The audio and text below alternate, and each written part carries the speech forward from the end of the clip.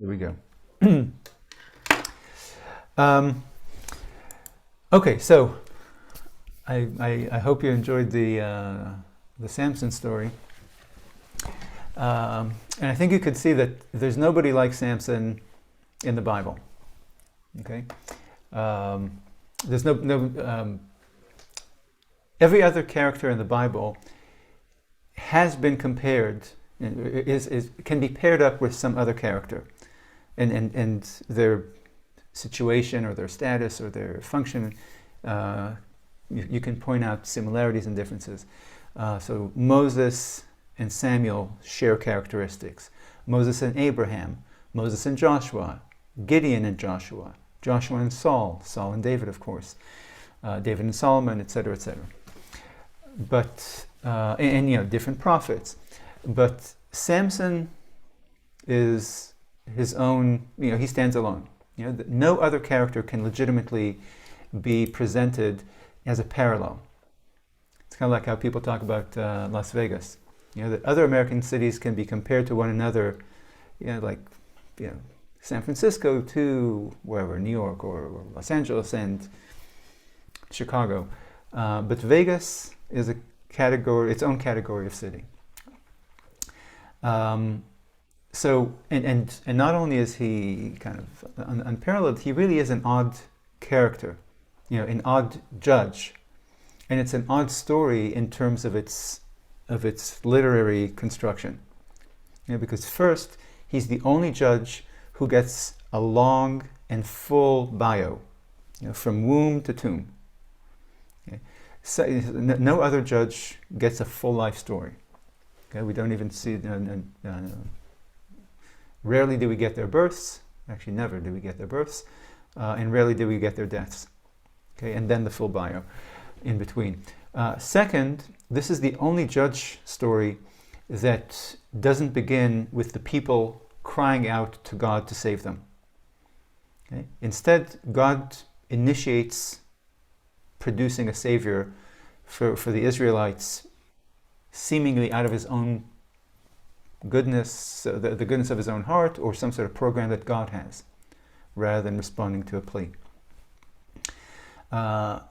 Most bizarre is that Samson is a judge who doesn't rule the Israelites. Okay? He doesn't judge them, he doesn't lead them in war, he doesn't lead them in peace, he doesn't even hang out with them. Okay? He lives with Philistines, and he interacts with Philistines. The people who come to his party are Philistine, not Israelites. Okay? He's probably the only character in the Bible, so that's a very odd judge who doesn't hold political power or military leadership or judicial power. He's probably also the only character in the Bible that you'd describe as a cheerful, happy-go-lucky, gregarious, fun-loving guy. A womanizer, again, sleeps only with Philistine ladies. Okay? And again, is this He-Man, who again I think is the only one of the Jews, or only one that the Jews have in the Bible. I don't think you can find another character that looks like this. I mean, the only other two I can think of as He-Men are Esau and Goliath, but of course they're outsiders. So he's a strange character in this book, and he's a strange character in the Bible. So he stands out like a sore thumb. And yet, he gets the longest story in the book of Judges. 4 chapters is about 20% of the entire book. And like I said, the only one with a full bio, even before his birth. Now there are only, this is a little quiz for you, there are only 7 other characters that get a full biography in the Bible. Again, birth, life story, and death. Can you... okay, so Samson is one of the 7. Can you think of the other 6? Does Adam count? I mean, not really a birth. Okay, 8. You're right. Yitzchak, Right, Isaac. Moses, Right. um,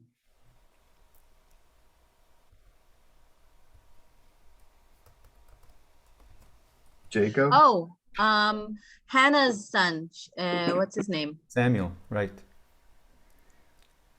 Right. So look, so we have Samuel, Moses. You just said Jacob, right? David? Jacob. Jacob, Yes. Isaac, Adam,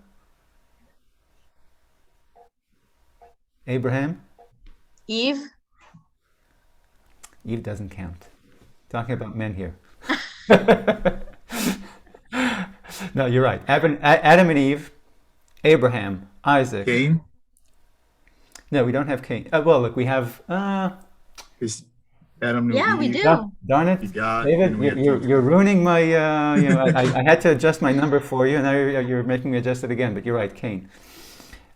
But so, yeah, so you're right. The first family did Adam, Eve, Cain, Abel, for that matter. But then the Israelite, Abraham, Isaac, Jacob, Joseph, and then Moses and Samuel. Okay, so these are, again, if you take away the first family of Adam, Eve, and Cain, and Abel, these are the Hall of Famers of the nation. Okay? Abraham, Isaac, Jacob, Joseph, Moses, and Samuel. These are really the biggest names. Okay?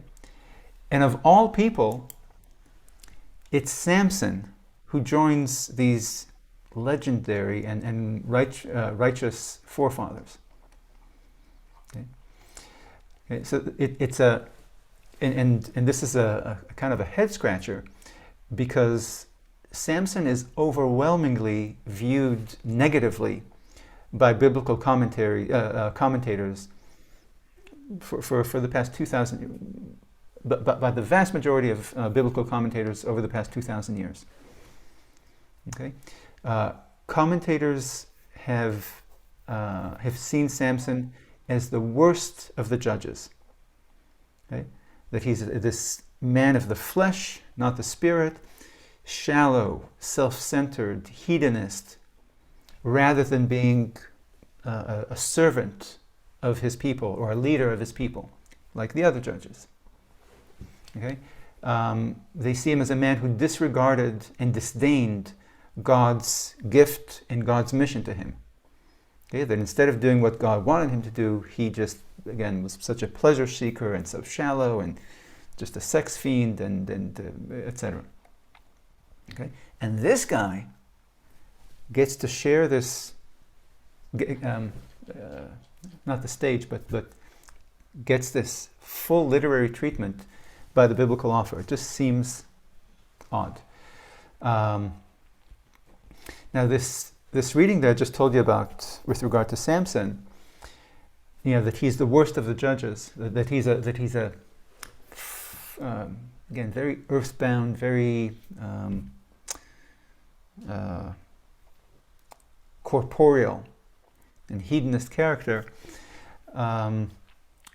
This understanding of Samson has shaped the understanding of the whole book of Judges, as I told you last week.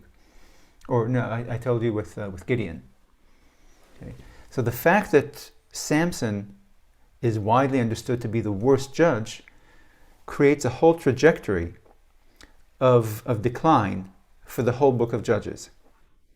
Okay? Decline in the moral state of the Israelites, and therefore decline in the quality of the leaders that the Israelites produce.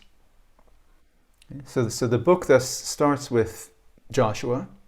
Okay, the first chapter is Joshua's death and his legacy. Okay, so the great leader Joshua, and then the next judge is Ehud, the good Ehud. Then Barak, who's problematic with his lack of leadership. Then Gideon, who's problematic because of his fearfulness, his lack of trust, and the fact that he degenerates afterwards into a kind of monarch, maybe pagan worship, we don't know, but definitely monarchical. Then Yiftach, which we don't need to explain, this disreputable warlord, gangster, the murderer of his own daughter, human sacrificer, etc. And then Samson, even worse, this reprobate, womanizer, pleasure seeker, concerned only with himself and doesn't care at all about the nation. Like he's not even he's rejecting or what's the word? Shirking his responsibility as a judge to the people, but also his responsibility as the divine mission that God assigned to him at birth of saving the Israelites. Okay. So it's a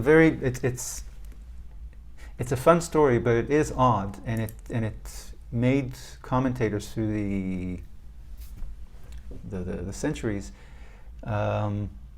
It pressed them to explain what Samson is doing here, in the Bible, because he doesn't seem worthy of the role and of the connection with God, etc.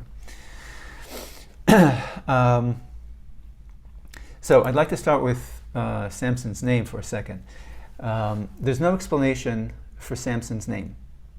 It's called, which is rare in the Bible, because usually when you meet an adult character in the Bible, you're rarely told why they were named the way they were named.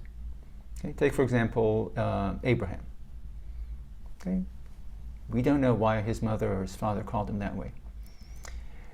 But when there's a birth of a male character, when a male character gets born, okay, when we're introduced to the character at birth, especially a special birth like this one, to a barren woman. But regardless, usually when we have a male character born, we get an explanation for the name. Okay, why he was named, why he was named. Again, think of all the characters we've covered so far. Isaac, Jacob, the 12 brothers, Moses, etc. And we'll continue. Okay. Here with Samson, we're just told that his mother called him Shimshon, Samson. No explanation. Now the suspicion is that perhaps this silence of the Bible about his name, about the origin or the meaning or the backstory for his name, maybe it reflects a kind of a discomfort on the part of a biblical author with Samson's name and with Samson's character, because he, the character perhaps, and the name certainly, might be a bit pagan. Okay? Because Samson means little son. Okay? Shemesh is son, and Shimshon is the diminutive, that's it, of Shemesh. Okay, Shemesh, Shimshon. So one explanation for the author's reticence about Samson's name, the origin of the name, is that perhaps Samson is this legendary character, some sort of local Hercules. Okay, you might remember that Hercules was the son of Zeus and a woman. Okay? So some argue that Samson too is the Bible's or an ancient Israelite / Canaanite version of Hercules. Okay, that he was the mythological son of the local god, okay, the sun god, and this woman, okay, his earthly mother. And if you think of the story of this barren birth, you can see why some people would kind of interpret the story this way, because when you read the meeting between the angel and Samson's mother, you'd be forgiven to read it. There are many people who read it with a dirty and suspicious mind. Okay, that this angel didn't just tell her, hey, I predict that you'll have a son, you, the barren woman, but rather that he gave her a son. That there was some sort of a sex act there. Okay, that was cleaned up for us, the readers. It was cleaned up from the sex and cleaned up from the pagan elements of the story. Now, the plain language of the text, of course, doesn't say anything about a sex act, or doesn't suggest anything dirty between the angel and the mother. But those who promote this explanation about Samson as a kind of a Hercules, given his characteristics, given this story about the angel, given his name, so these commentators claim that the reason why the text doesn't say this is that the author or the editor sanitized this popular folkloristic story as much as possible, as much as the public allowed the editor to clean it up.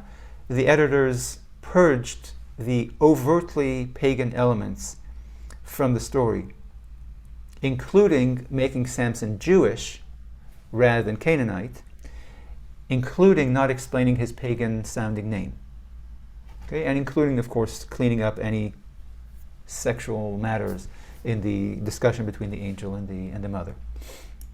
Okay, so for us to look at the text and say, well, it doesn't say anything about it here, that's the explanation. Okay, that it was sanitized for us, which, of course, may be true, but also might not be true. And again, I just want to remind you that we're talking here about the Hebrew Bible, the foundational book of the first monotheistic religion. Okay? And remember that this part of the Bible, the book of Judges, is drenched in anti-pagan messaging. Okay? The author hammers on this paganism and the Jews' involvement in pagan worship, etc. So to think that the author or editor of this book would have included in the longest, look, we have a number of judges in this book who are, I think six, who are what's called the minor judges, who just get a sentence or two, not a full story. Okay? So to think that the author or editor of this book would have included in the longest and most detailed and most iconic and most memorable part of the book a pagan story about a god having sex with a woman and producing a demigod, again, it would make the author highly negligent of his anti-pagan messaging project. Okay, number one, just kind of a common sense argument, which is not a strong one, obviously. A second problem with this narrative that I just suggested to you, that I told you about, is that the Canaanite sun god, Shemesh, is not a male, but a female. Okay, so this makes the idea of the sun god impregnating Samson's mother far-fetched. Okay. And third, the story of Samson happens to take place near the town of Beit Shemesh, which means house of the sun. Beit, house, Shemesh, sun. Okay, so it's the house of the goddess Shemesh. Okay. So again, Beit Shemesh is mentioned in the story. The location is clearly there. And so, look, we know that Beit Shemesh was a Canaanite center for the cult of Shemesh, the sun goddess. Okay? So it's very likely, okay, instead of interpreting the name and the angel and everything as a kind of as a Jewish Hercules or a Canaanite Hercules kind of story, maybe Samson was named Shimshon not as a pagan tribute to the sun god, or goddess in this case, but because of the nearby city of Beit Shemesh. Kind of like there are many American Texan girls walking around who are named Dallas. Okay, so it's this, or forget Texas, David. Yeah. David had two sons named Absalom, and Shlomo, Solomon, which are clear tributes to David's capital, the city of Shalem or Jerusalem. Okay, so the city was called Shalem or Yerushalem, and the princes were called Avshalom and Shlomo. Okay, so like Beit Shemesh was named after the goddess Shemesh, Jerusalem was named after the god Shalem. But David named his sons after the city, not after the Canaanite god. I don't think anyone suspects David of being involved in pagan worship. Okay, so maybe Samson was actually fully Jewish or fully Israelite, with a name that referred to the place of his birth rather than the sun goddess. Okay, just like in America, I've met a number of American Jews called Chris. Okay, so their mothers called them, named their sons, their Jewish mothers named their sons Chris, not as a tribute to Christ or Christianity, but simply because Christopher is a popular American name. Okay, so these Jewish parents might not even think of Chris as an overtly Christian name. It's just a nice American name. Okay, so there's this one. It's not a big issue, but there's the issue with the name is tied up with his whole image, which we'll get back to repeatedly today about him being not one of us. You know, that he doesn't belong really in the Chronicle of Judges. He doesn't belong in the Jewish book. Okay, so let's talk about his birth. Okay, so we'll just follow the story as it's told to us. So I mentioned reading the story of his birth with a dirty mind. Okay, so or the story of his conception with a dirty mind. The father, Manoach, is often portrayed as a comical character. Okay, that he's this dim-witted guy who's married to a woman who's far above him spiritually and intellectually. Okay?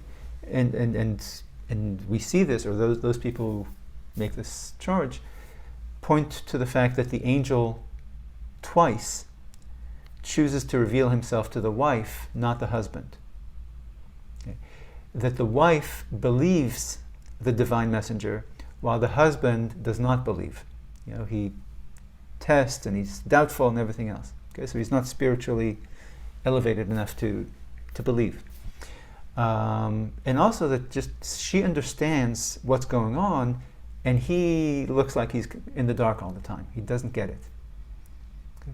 And so I want to. It's like I said, it's a very consistent way of reading this book. Or of commentators often present this conception part of the book as a kind of comedy, okay, at the expense of Manoach. And so I want to look at it more closely and test it. Okay, so what do you make of in chapter 13, verses 8 through 21? Okay, what do you make of Manoach's conduct here? So again, 13, 8 to 21. Okay. Is he suspicious, like some of these commentators are, about his wife and this strange man who met his wife alone in an open field, alone, and is going to miraculously make her pregnant? When I was reading it, I was ready for that kind of reaction at least there's something in my mind that's expecting that kind of reaction. Right. And right. it was not satisfied. Like, he You- doesn't you're- react that way. Right. Right. Well, look, he speaks like he believes. Mhm. Okay, so look, you're exactly right, and this is a common, like I said, everyone thinks that there's some funny business here. Okay, and it's tied in with this whole thing about he's Hercules, he's a Canaanite god, he's a Canaanite character, he's not really a normal Jewish or Israelite character, certainly not a normal judge, etc. So wait, so what? Oh yeah, so your expectation is very common, but so is your disappointment, okay? Because Manoch consistently speaks like he believes, okay? Because what his response is, his questions simply say that he wants instructions about how to raise this miracle baby boy. Okay, what should we do? Okay, however, okay, so his words indicate that he believes the story. Okay, he doesn't suspect funny business, but his actions do indicate. Look, he wants to see this man with his own eyes. Okay, he wants to ascertain if this man is truly an angel of God, as his wife believes, or maybe he's just a man. Okay, and you can see this by the question that he asks. Okay, when he sees the man in the second revelation, and speaks to him, he says, "Well, stay a while longer. Speak with us. Eat with us. What's your name? Who are you?" Okay, his actions do suggest that something like that he doesn't believe, even though his words suggest, just give us instructions. Okay, so why is he suspicious? And again, I want to remind you what we talked about last time, that in the Bible, at least in the most of the Old Testament, certainly in these early books, angels are messengers. They look like you and me. They don't have wings. They don't have halos. They're not see-through. Okay, so why is Manoach suspicious? Because it's a known fact that his wife is barren. Right. Well, but again, she's not yet pregnant. Yeah, but she Yeah. comes Yeah. to him with this revelation. Right. That's, Yeah. Hey. if you know you're barren, then why would you think you can get pregnant? Yeah. Yeah. Just want to let you know, husband. In 9 months, I'll be I'll deliver it, or soon I'll be pregnant. Just putting in it, and it's a miracle. Okay. Okay. So first, there might be a suspicion that maybe my wife cheated on me with some man in the field alone. Okay. But why else? What other reason to be suspicious, or to wonder? Is this story true? Is this man really an angel, a messenger from God?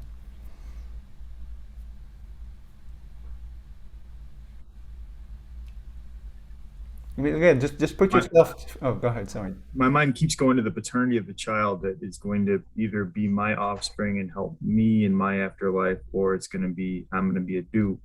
Right. Yeah. No. So look, It keeps going in that direction. Yeah. No. You're absolutely right. Like so, the first reason to be suspicious is that, hey, my barren wife is coming to tell me that she met this man alone in the open field. The open field is always where bad things happen. Okay, from the murder of Abel in the open field. Like in Bambi.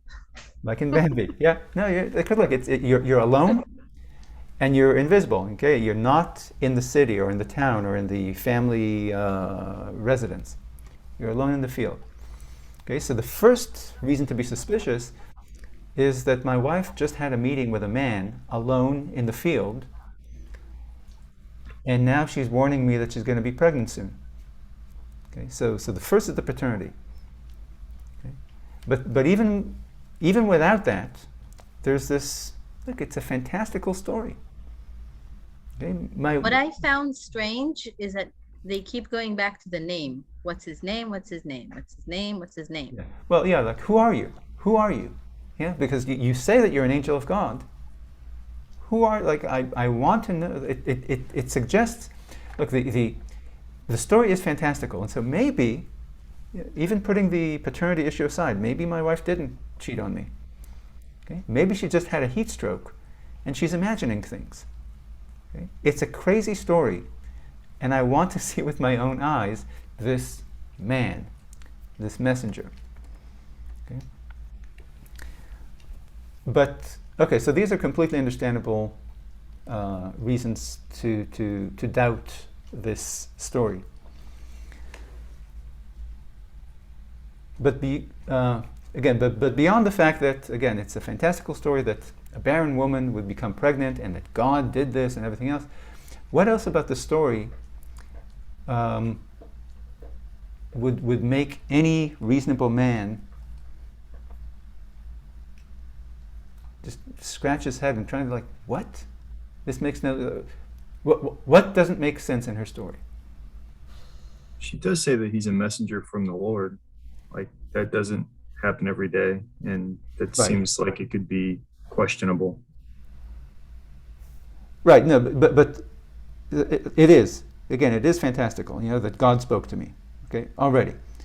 But let's assume that she didn't cheat on me with some guy in the Maybe field, and let's assume that God really did speak to her. Okay, let's again. I'll go on that Maybe- ledge with you. Go ahead. Yeah. maybe not, because in other stories that I can think of, like Hannah, she was told or Sarah, she was told she was going to have a son, and that's it. But here she says that he's going to save Israel from the Philistines. Philistines. So maybe on 5 on Yeah. Pesach Verse 5. verse 5. Yeah. Well. So maybe that's the part that's strange, because Well, but wait. Sarah was told she was going to have a son, and Hannah was told she was going to have a son, but nothing about this About a mission. fantastical future Yeah. he's going to have. Yeah. It kind of sounds like a mythical creature more than a regular son. It's just that this is going to be a special boy that's going to have a mission, rather than just being born. That's the miracle, that he's going to have a mission. But look, this, compare verse 5 to the... Yeah, verse 5 is what the angel tells her, exactly what you just said. In verse 7. Oh, about the fact that she can't have any liquor and can't have any... No, not that. Because look, he told her that. The angel told her that. Okay? Look, compare... compare what she was told and in what she tells her husband.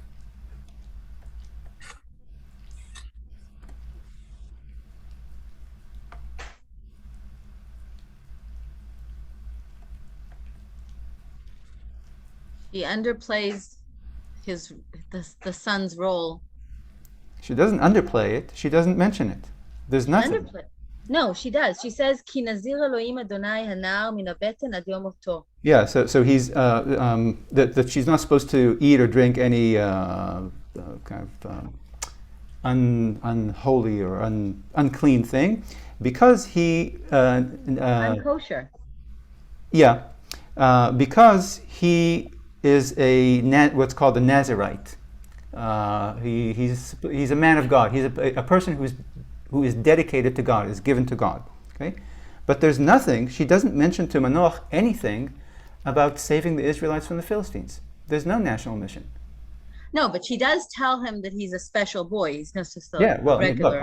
Look, obviously he's a special boy. God gave him to me. God opened my womb and gave me this boy, and he's going to be, again, I'm not supposed to do all these things, but but there's no rhyme. God tells her the reason he's doing this.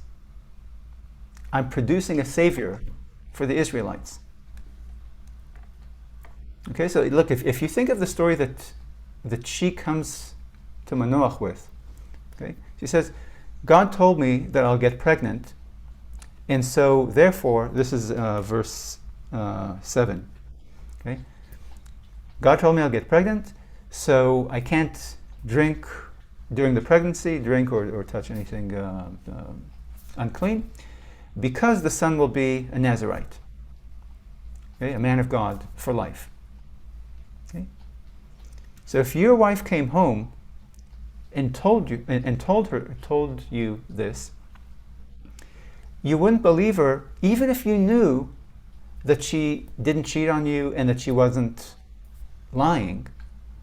Okay? But you wouldn't believe her because there's no rhyme or reason for this. God doesn't explain why he's doing this. Okay? Why is God doing this for you? We're not, look, when you think of Samson's mother compared to all the other barren women, with the other barren women in the Bible, there's this pre-story about how the women are bitter and suffering, and they're crying out to God, and please, I want a baby, I want a baby, I want a baby. She doesn't even ask for it. God volunteers. Yeah. Here, have a baby. And he explains why he's doing this. This boy will start saving the Israelites from the Philistines. Okay. So she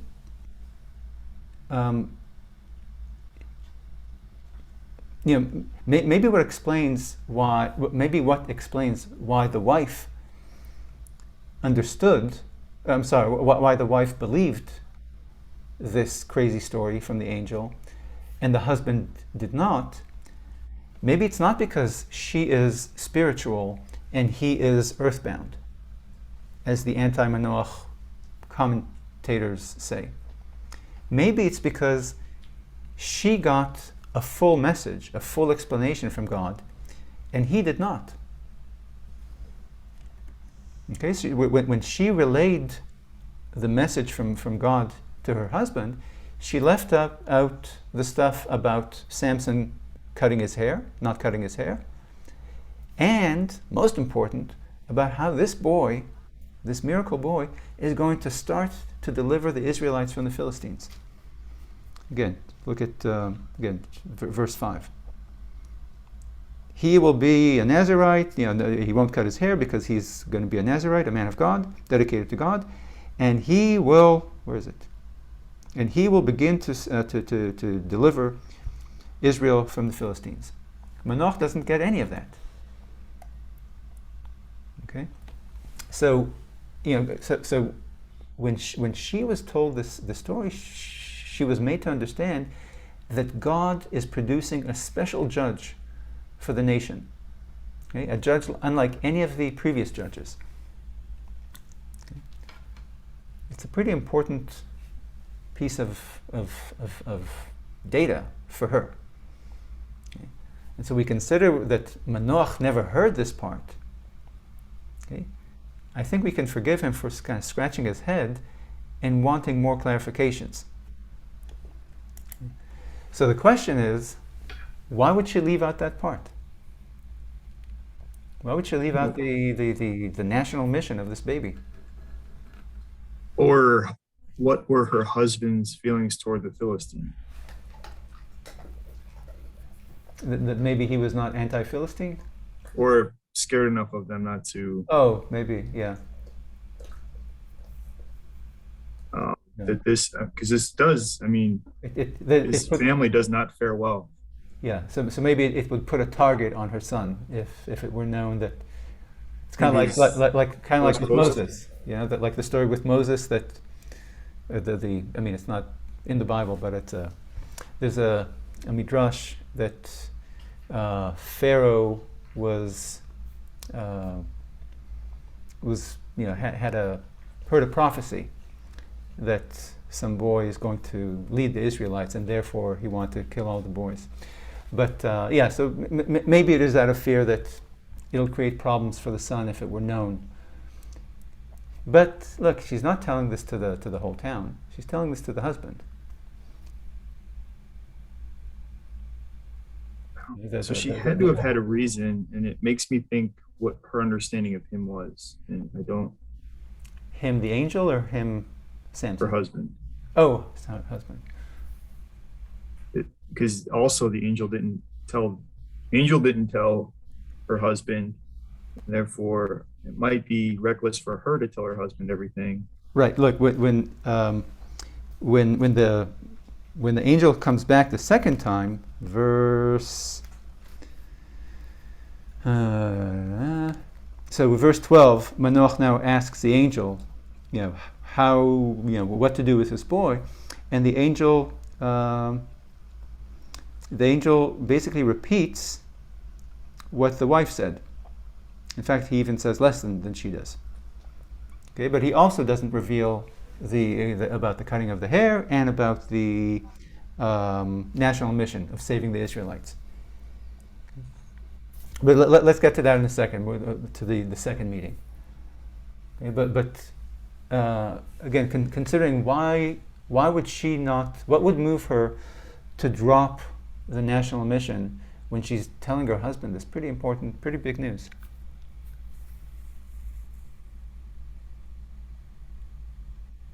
Maybe she wants him to not believe so he can possibly hear it again, or well, no, because she didn't know that the angel would come back again. I mean, you can't count on God making a repeat performance. He's not good at keeping things close to the chest. Look, maybe if David is right, that she didn't want to put a target on this boy if it becomes known, and maybe she didn't trust Manoach to keep his mouth shut. Maybe. Okay? Maybe she suspects that Manoach won't believe her if she said that their son will be the leader and savior of the nation. Okay?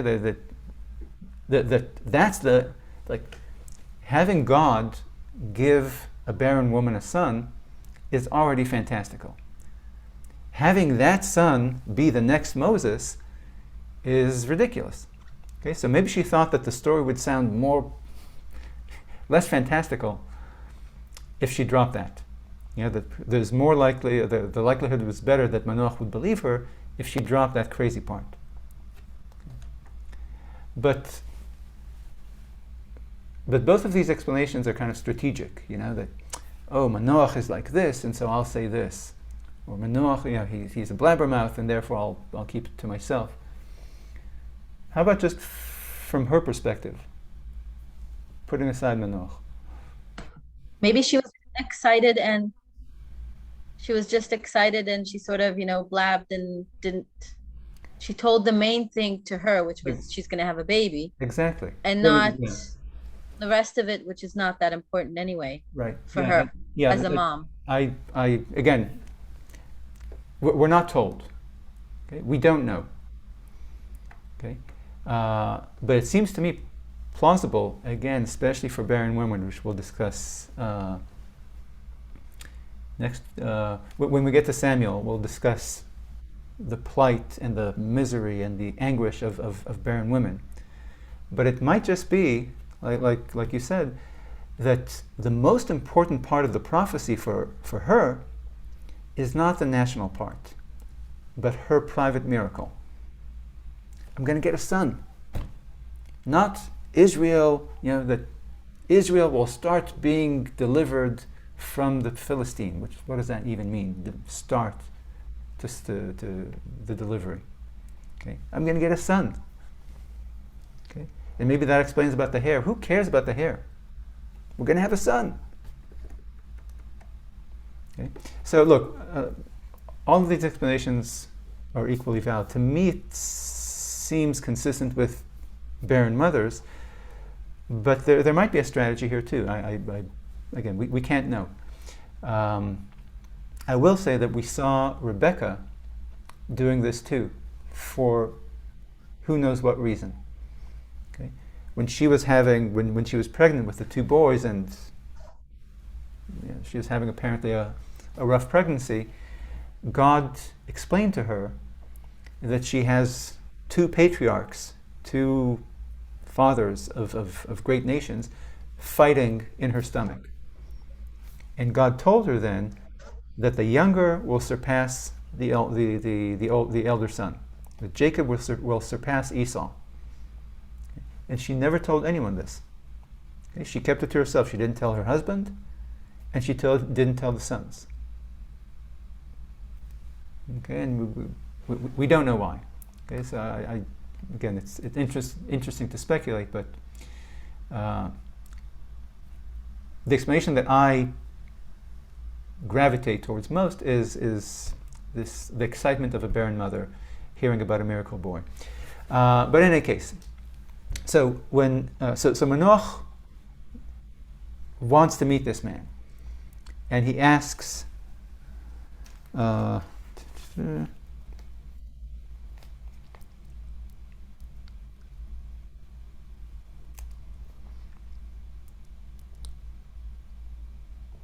In verse 8, okay, where Manoach asks God to please send the man of God once again to instruct us on how to raise this boy.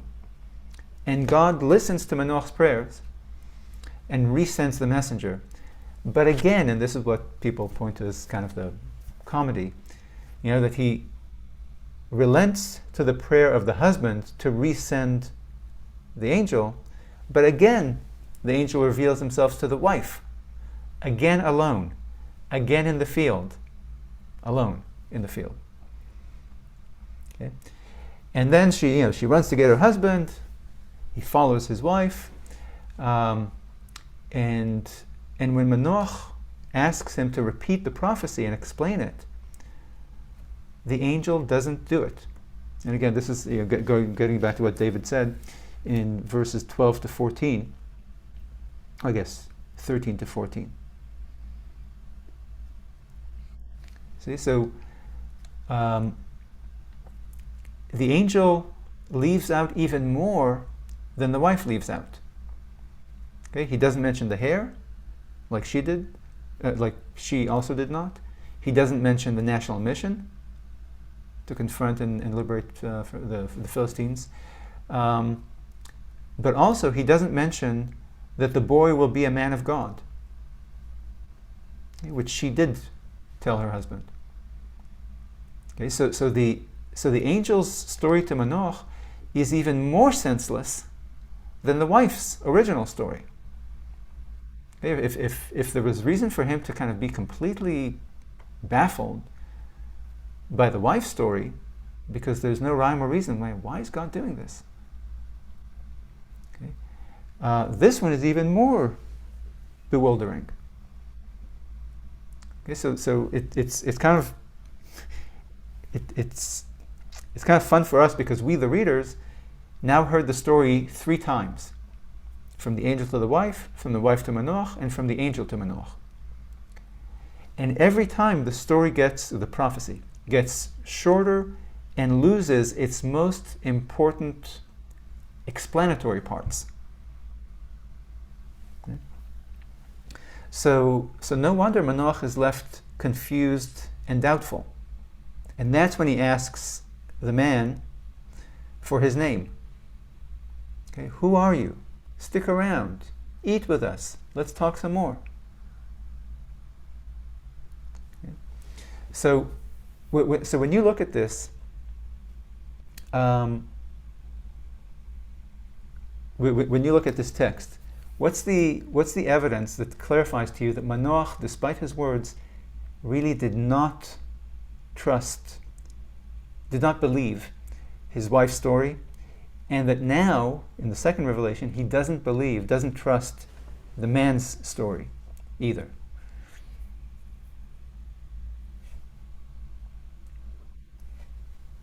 It seemed like verse 15 and following, where he detains the messenger and keeps him around, and then questions him, and the messenger wants to keep going, He doesn't want to answer the questions. Right, but again, so this all increases the suspicion that he's doubtful, that Manoach is doubtful. But where is it clear? Where does the text clarify that Manoach did not believe his wife or the angel?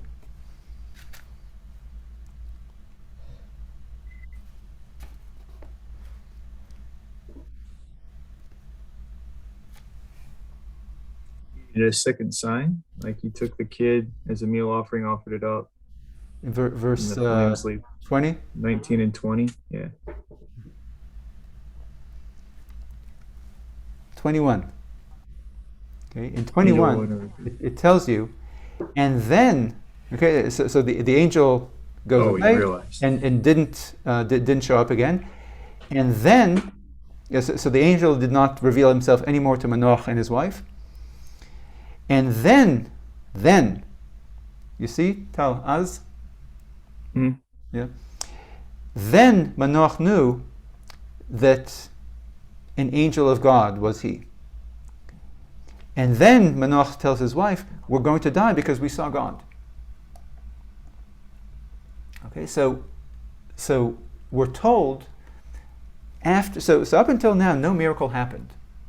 Okay, some dude comes up to your wife, tells her some crazy story, and then he tells you that same story. But it's just a man.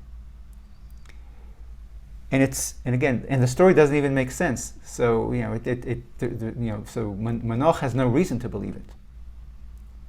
Okay, but then there's a clearly miraculous act in verse 20. And because of the miracle, because of this unnatural event,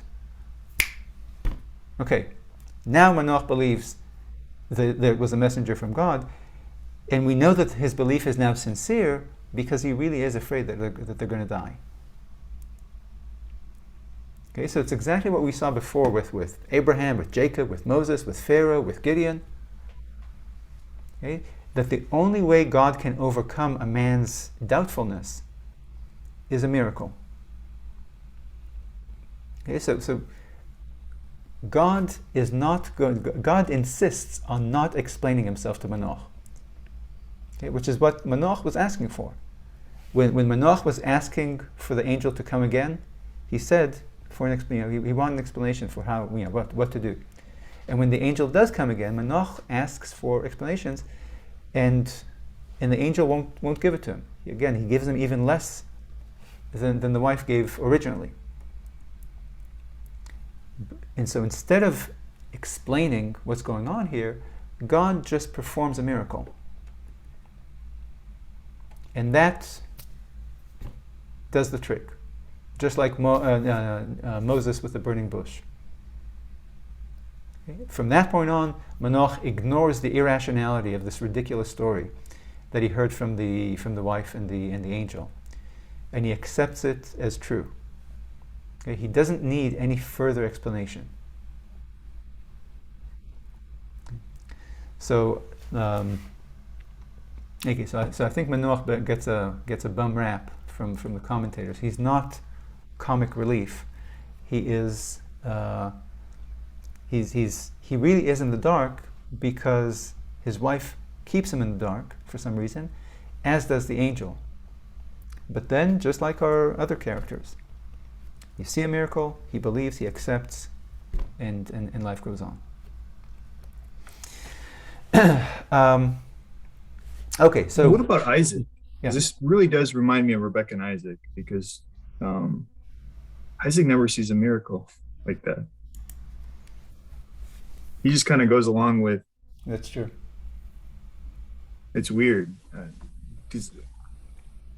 That's true. Isaac has conversations with God, but he never asks for and never receives a miracle. Except maybe the miracle of his at Mount Moriah. Right, except for that, which is when his father didn't kill him, that was a miracle. No, that's a good point. I guess there is something to say about Isaac's faith, that maybe it is comparable to Abraham's faith with the first Lech Lecha. Leave your homeland, your father's house, etc., based on no miracle, nothing at all. And he does this crazy thing. Whereas the second Lech Lecha, go sacrifice your son, we talked about this, that it seems like less of a leap of faith, because by that point, Abraham has plenty of evidence that this is the real deal. This God is the real deal. Yeah, it's a good point about Isaac.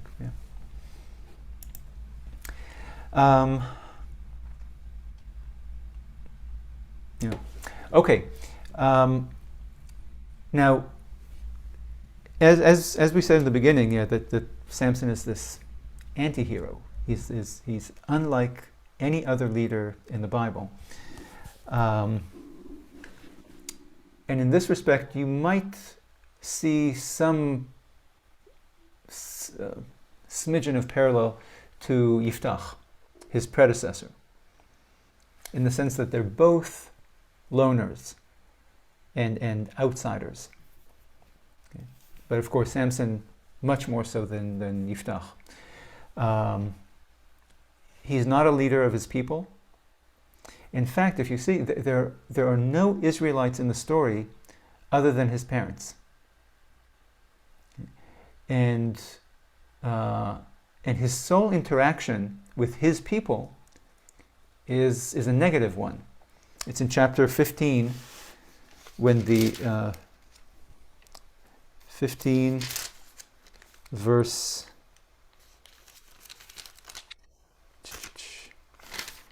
9.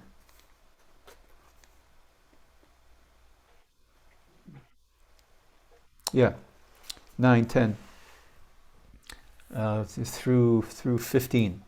Okay, where the Philistines kind of come and threaten the people of Judah, and so the people of because of what Samson did, and so the people of Judah come to Samson to arrest him and bind him and deliver him over to the Philistines.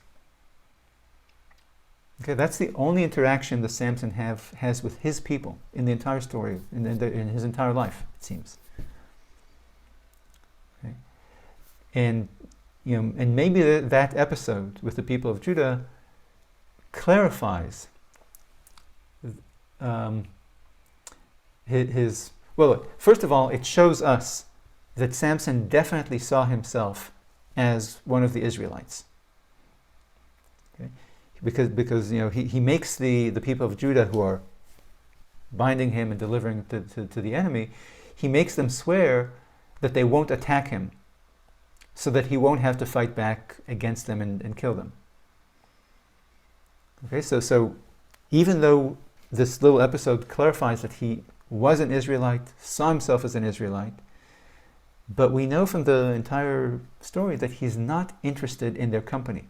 He's not leading them. He's not interacting with them. He doesn't live among them. He doesn't have Israelite friends or confidants or supporters or Israelite soldiers to join him in his battles, or Israelite girlfriends to share his bed with. Only Philistines. Okay, he clashes with the Philistines, but he lives among them and marries into them and sleeps with their women, etc. And even in his death scene, okay, he dies as he lived, alone, surrounded by Philistines, by his Philistine enemies. Okay. His only relationship is, he never had a relationship with the Israelite people during his life. The only relationship he had was with the Israelite God. And the same in his death. Alone with God. Okay. Now we're never, again, like with the mother's silence in the previous scene, we're never told why he's such a loner. Okay. But if you speculate, if you think of his character, if you were kind of tasked to fill in the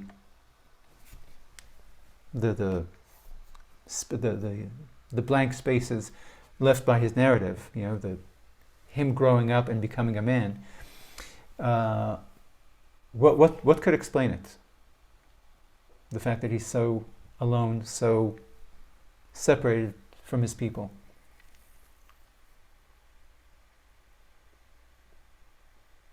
It could be he's an only child, and he's weird. He's gonna have long hair. He's gonna have this extra strength that like no one else has. He's got no siblings. Yeah. So it is. So I didn't even think about the siblings, but you're right. So he doesn't have a natural connection to other people because he's an only child, and the connection with other people, other children, other youths, is undermined by the fact that he's a freak. He grew up as a freak. Okay, and so that might be it. That kind of like Iftach. Okay, that he's rejected by the others because he's a freak. What's the other explanation? What other explanation can there be for a kid like this growing up to be like we see him here, loner, alone, isolated from his people?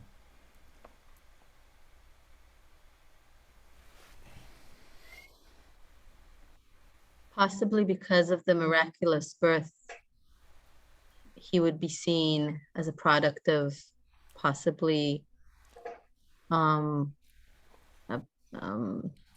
an affair. betrayal. Yeah, like an affair. Yeah, that's a good point. I didn't think of that. You're right. So maybe again like Iftach, that Yeah. Iftach was the son of a whore. It wasn't his choice. It was. Yeah, maybe he was seen. Maybe he was seen as a bastard. Yeah, good point. Okay, so but again, it's rejection. Okay, he's rejection because of his fishy birth story, or he's rejected because he's a weirdo because of the super strength and the hair and everything. But I maybe guess the other alternative is that he chose to not associate with anyone else. Right, but what about him would make him choose? So look, the two explanations you gave were rejections. Okay, that he is rejected by the people. The other explanation would be that he chose that he's aloof, not because he's rejected, but because he isn't interested or separates himself. What about Samson would make? So look, you gave explanations for the rejection, either because of how he was born, or because of how he is, muscle bound, etc., and kind of super strong. Again, he's a freak. What would make him choose it?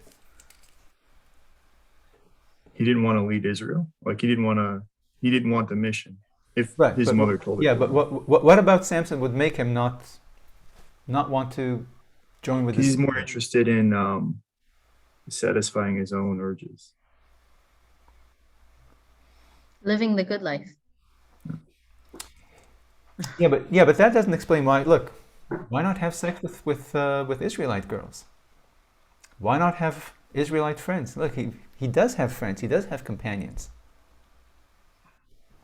Why not Israelite ones? It seems to me he fits in better with the Philistines. Like, because the Philistines they're always like that weird pagan hero type. Like, yeah. Like it just seems like those folks fit in with the Philistines, whereas I don't know if he seems like an anomaly among the Israelites, whereas I don't think he's as anomalous among the Philistines. Yeah, so look, maybe he is more, again, less like a yeshiva boy and more like a farmer in the field.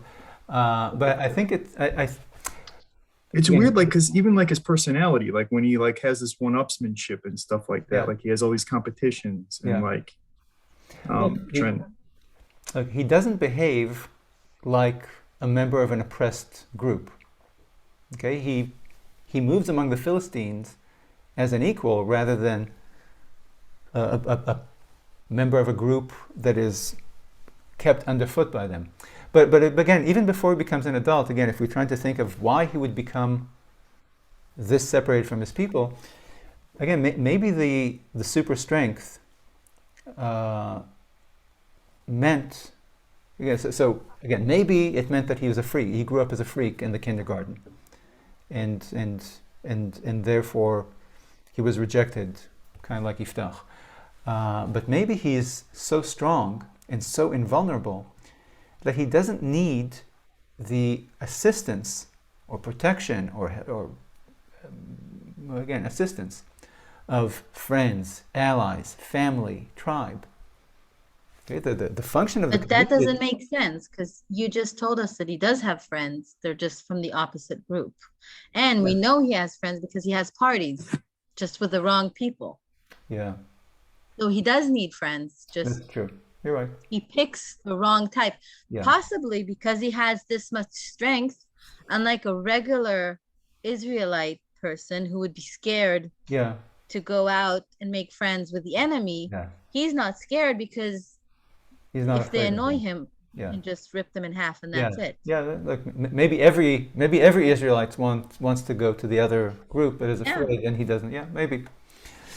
Either way, look, the result is the same.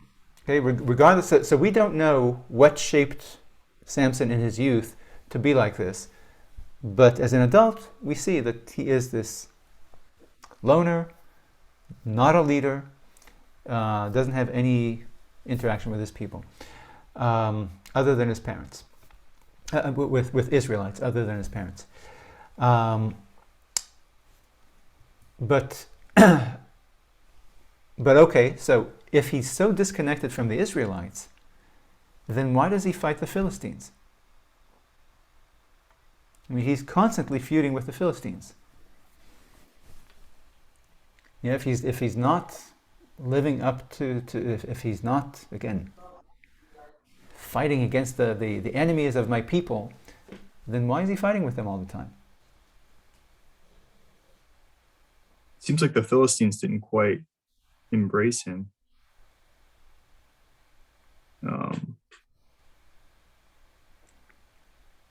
It seems like he was always in competition with the Philistines. Right. Look, where did it start? When did he start fighting with them? We gave him that riddle. Right, exactly. Okay, so he gives them the riddle. They pressure his wife or his fiance, and it escalates from there. But throughout the story, it's a private beef. Okay, he is not a national leader. He's not fighting for his people against their oppressors. Okay, he had a private vendetta, or an escalating fight, a private fight with these Philistines. Okay, and then Possibly it kind of because escalates from there. possibly because they knew his destiny. We And can then- we can assume that they. I mean, look.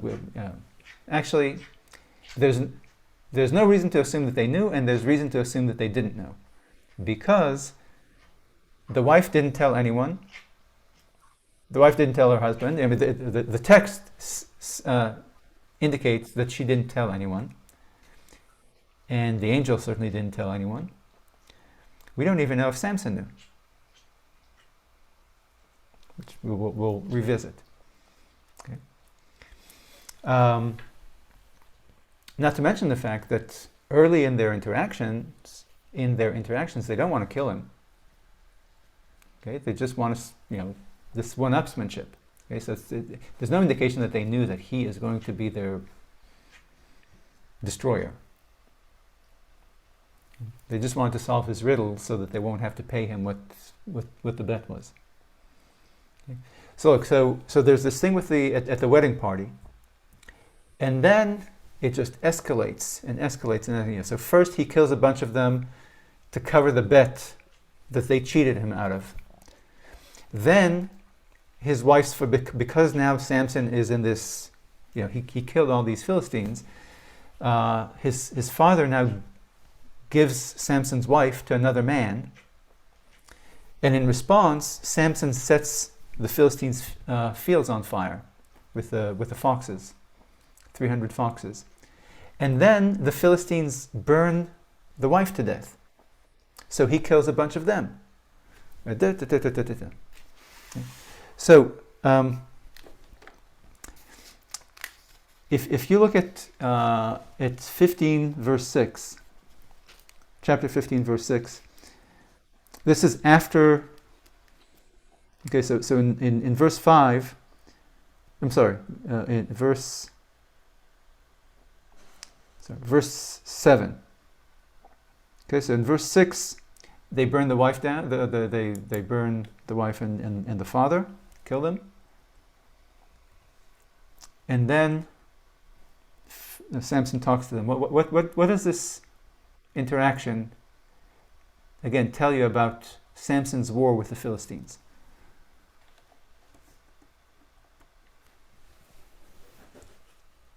So in my English translation, he says, "If that is the way you act, I will not rest until I have my revenge on you." So that first, wait. And is that the end of the verse? that's the end of 7. So Samson's 7 says, Samson said to them, "If that is the way you act, I will not rest until I take revenge on you." Oh my goodness. I've taken revenge on you. And then how does 8 start? He gave them a sound and thorough thrashing. Okay, all right. Okay, so that's really bad. That's a terrible translation, because it's not even a bad translation. They just cut 2 words at the end of the verse. Okay, what the verse says is, if or since that's what you that's what you do or did, since that's what you did, or if that's what you've done, then I will take my vengeance on you, and then I will stop. You see that? Yeah. I see right before 8, I see the, what is it? And then I will stop. Okay, so he announces to them that, look, I am going to avenge my murdered wife from you.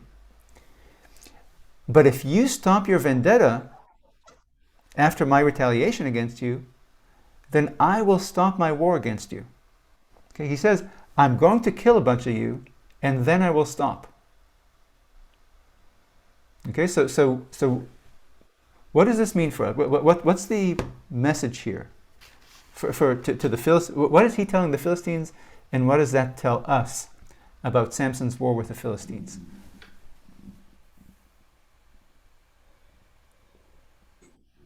That it's personal. Right. Okay, this is the private vendetta. You killed my wife. I'm going to kill you. Okay, but it's kind of like a in tribal societies. Look, if you kill my son or my somebody from my family, now there's a blood vengeance, a blood what's it called? Blood vendetta, I guess. I'm obligated to kill an equivalent person from your family. But then, once that's done, the blood has satisfied. Okay, that blood vendetta has satisfied the affront, the crime. We're even. Okay, so he's signaling to them, and therefore also to us, that this is a private vendetta, not a national vendetta. Okay, Samson never connects his fight with the Philistines to his people's oppression at the hands of the Philistines. Okay, he doesn't see himself as Israel's warrior champion, avenging his people, or as a soldier of God against the oppressors of God's chosen people. Trying to liberate them or trying to avenge them or whatever else. Okay, he's simply a man hitting back at the Philistines for doing him wrong.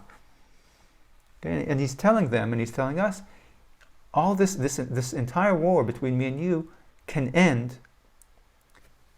when my honor has been restored. Okay, if you just let it go, it'll end when I kill a bunch of you in revenge. Okay, so the war between him and them continues on and on in his life. Not because Samson will pursue it further, but because the Philistines will pursue it further. Okay, he kills them, and then they'll try to capture him and kill him. And so he'll kill 1,000 of them with a donkey's jawbone. Then they'll try again, so he'll destroy the gates of Gaza. And then they'll come after him again with Delilah. Okay. How about, again, these interactions with them and his words to them, or to us, clarify that he does not connect his fight against the Philistines to the Israelites' oppression by the Philistines. How about, in this respect, how about the last scene? His final battle with the Philistines in his, when he's chained and blinded. Does he have an epiphany at that point? Does he come to see things more clearly? Does he? No, it's also private. How so? It's because at the end, after they call him to the gathering, to the celebration, To the party, yeah. He says, please put me next to the columns so I can lean on them. And then he says, in verse 28, he says to God, let me revenge my eyes. So it's still a personal vendetta because Right. they took out his eyes. He's going to kill some Philistines. Philistines, yeah. Philistines, uh-huh. Wait, so that's Verse 28. 17:28. Yeah. That God remember me and strengthen me so that I can avenge one of my 2 eyes from the Philistines. Okay, that even if I kill all of them, it's still not as much as they took from me because they took both my eyes. Okay, so he's so from his birth to his death, he does not kind of change his understanding about his role, his historic role. Okay, he doesn't come to accept or embrace that he's a national hero with a national mission. That mission that we know about that was assigned to him from birth, he doesn't come to embrace it. Okay, it was a private war when it started, and it remains a private war in the death scene. Okay, so he remains this kind of anti-hero. There's no dramatic arc in terms of his character development. Okay, he finishes his life the same way he started it, as a private person, aloof from his people. Okay. So the question is, and again, this is one of the big lines of attack against him by commentators, that he shirked his role, that he rejected the divine mission that God gave him before his birth, at his conception. So why doesn't he? Why doesn't Samson step up to his birth mission? I mean, is he a bad guy? Is he too rebellious to fulfill his assignment? Is he too frivolous? Too self-centered? Maybe the problem lies with his parents, and that's with his mom, that she never groomed him. She never told him, she never told the dad. So she didn't groom him into becoming this hero. So he just stayed a spoiled brat who gets what he wants because he's strong and he's an only child. Yeah. There's no reason for him to become a hero. He didn't know it was his destiny. Right, look, we don't know. There's no indication, say it this way. There's no indication that Samson knew what he was supposed to do with his life and chose not to do it, chose to evade his national mission. Okay? Instead, the image that we get is of a person who's living a private life, completely unaware of what we all know, and that is that he had a national mission. Okay, so we can tell, the text is clear, that Samson knew that he was a Nazirite, okay, that he was a man who was dedicated to God, because he doesn't cut his hair, and he explains to Delilah that he is a Nazirite, and that's why he can't cut his hair. Okay, so we know that he understands what that he's a man of God, and we know that he speaks to God directly on a number of occasions, and God responds to him. Remember when he's parched with thirst after killing the Philistines with the donkey's jaw, he asks God for help, and God provides water. And when Samson again needs help at the death scene, he again speaks to God, and God responds as asked. Okay, but the text never says. So basically, we can see that Samson knows what Manoach knows. Okay? That that this boy is a Nazirite, and he can't cut his hair, and that he's dedicated to God. He's a man of God. That's all he knows. I mean that's all that's indicated to us.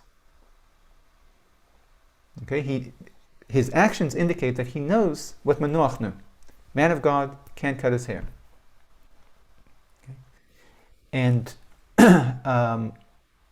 so now obviously the text doesn't tell us that his mother kept the national mission from Samson, but the text does give us a clue from the death scene in verses 28 to chapter 17, verses 28 to 30. Do you see? Like what indicates to you that he really was in the dark about his national mission?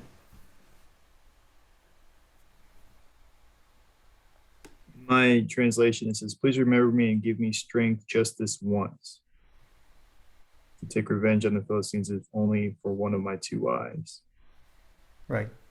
And then he got the strength, and then he said, in 30, "Let me die with the Philistine." Right. So what here indicates that he didn't have a clue that he was supposed to, have some sort of a national mission, some sort of, to lead the Israelites or something. It seems like he's expecting to die, having a conversation with God, and doesn't mention anything about any kind of mission being unfulfilled or Look, any. He doesn't ask God for forgiveness. He doesn't express regret for some failure on his part.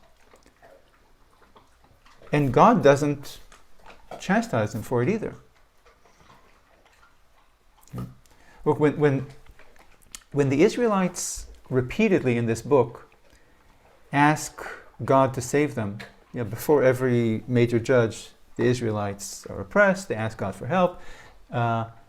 What always happens is that they beg forgiveness they beg God to forgive them for their disloyalty, for their idolatry. Okay, so they knew, the Israelites, before Ehud, before Gideon, before Deborah, etc., they knew that they had shirked their mission as God's chosen people. Okay, and they asked God for forgiveness. Please save us. Please help us. Samson is in this situation twice, with his kind of extreme thirst with after the battle against the Philistines, and at the death scene, okay, when he's weak. Okay. Unlike the Israelites, when they ask God for help, Samson is asking God for help, but he's not penitent. he doesn't act like a man who knows that he did something wrong or that he failed to do something.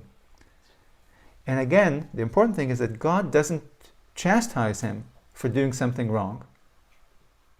In fact, God helps him, God responds. But also, the narrator also doesn't chastise him. Okay? The narrator doesn't say, like, look, there are plenty of characters in like when Moses misbehaves, when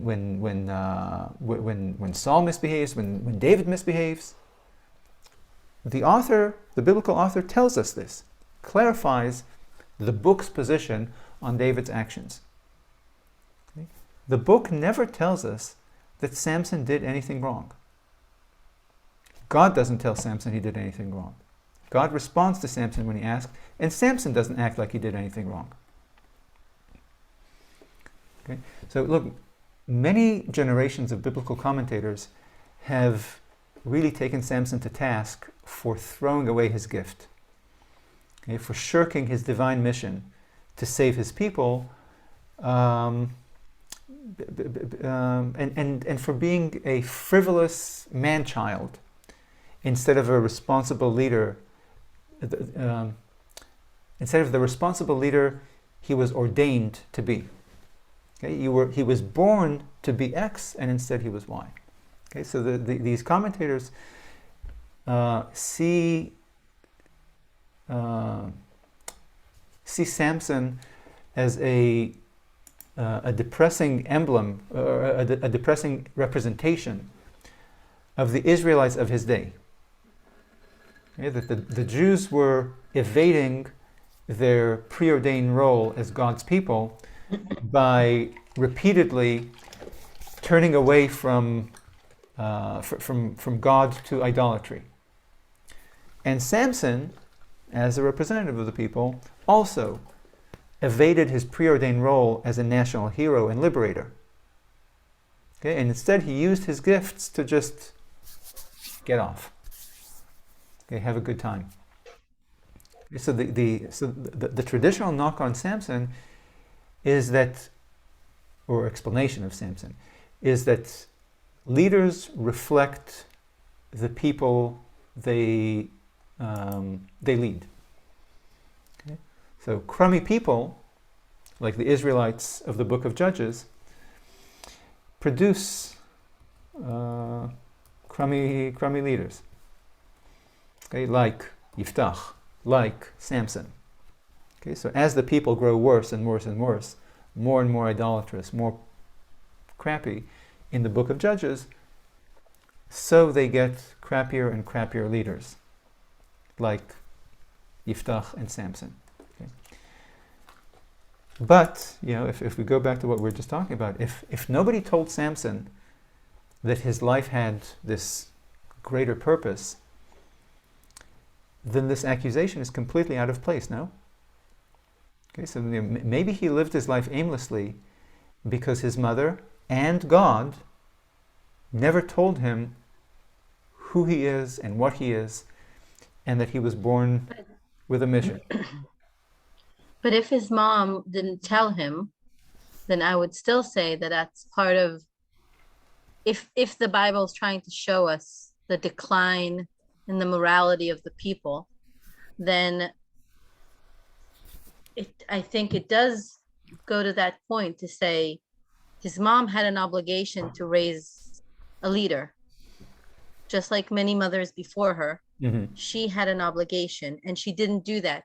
She left him as an only child that's spoiled and thinks only of himself, not even of his family or tribe, or he only thinks of pleasuring himself, not in the way it sounds. Yeah.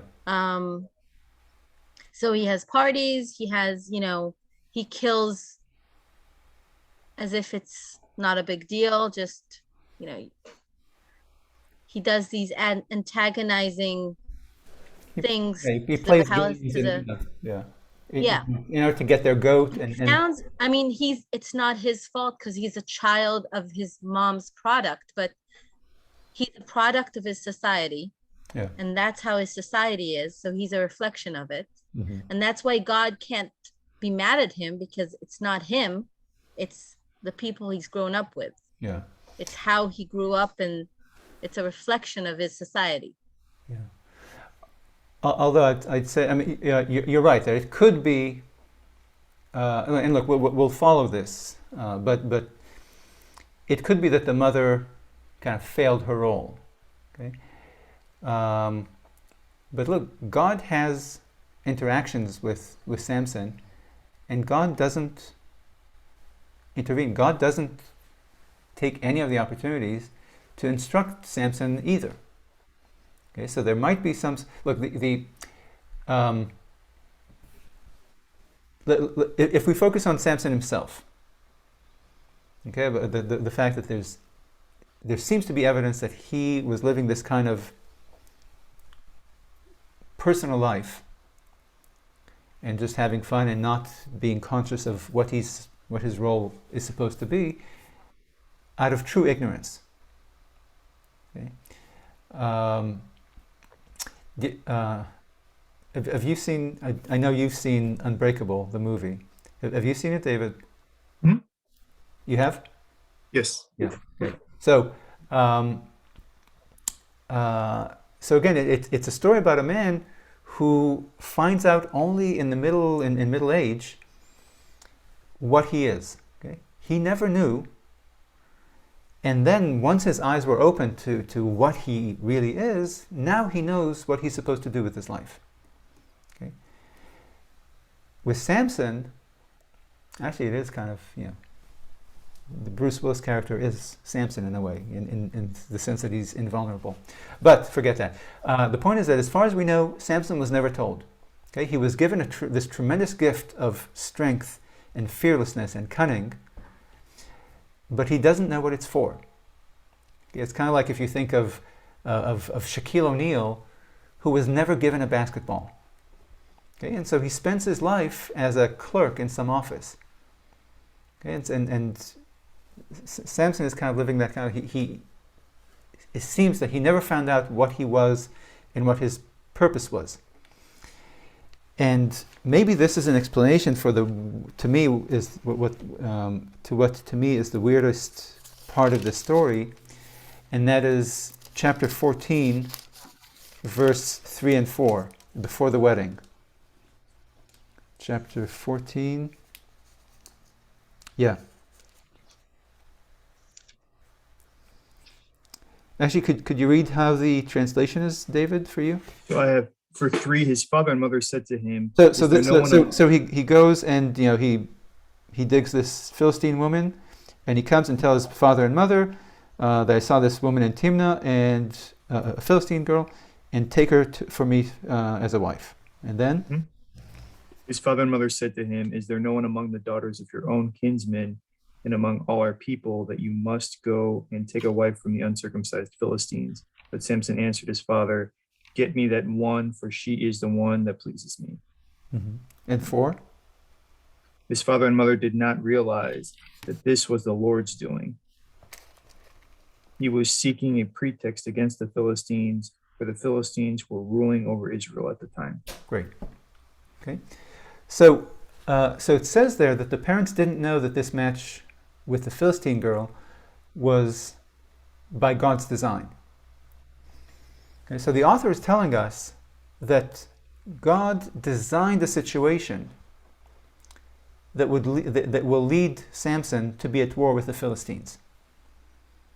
Okay, so the parents thought that this is a bad idea, but God clearly thinks it's a good idea. Okay, so look, Samson has no beef, no national beef with the Philistines, and we understand why. Okay, as we discussed. Okay, he doesn't see himself. He's not a champion for his people against their oppressors. Okay, Samson is a private man, not a national leader. Okay, and to make Samson fulfill his national mission, his national role, his birth mission, God, it says here, God designed a situation that made the Philistines Samson's personal enemies. Okay? They're not his national enemies. He's not a national leader. But because of this marriage, they will become his personal enemies. Okay? And so what aligns Samson's private vengeance and the Israelites' communal interest is the women in Samson's life, Philistine women. Okay, and so to me, it's an indication, that was by God's design or part of God's plan, which is theologically problematic. We'll talk about it in a bit. What was I going to say? Oh yeah. So it seems that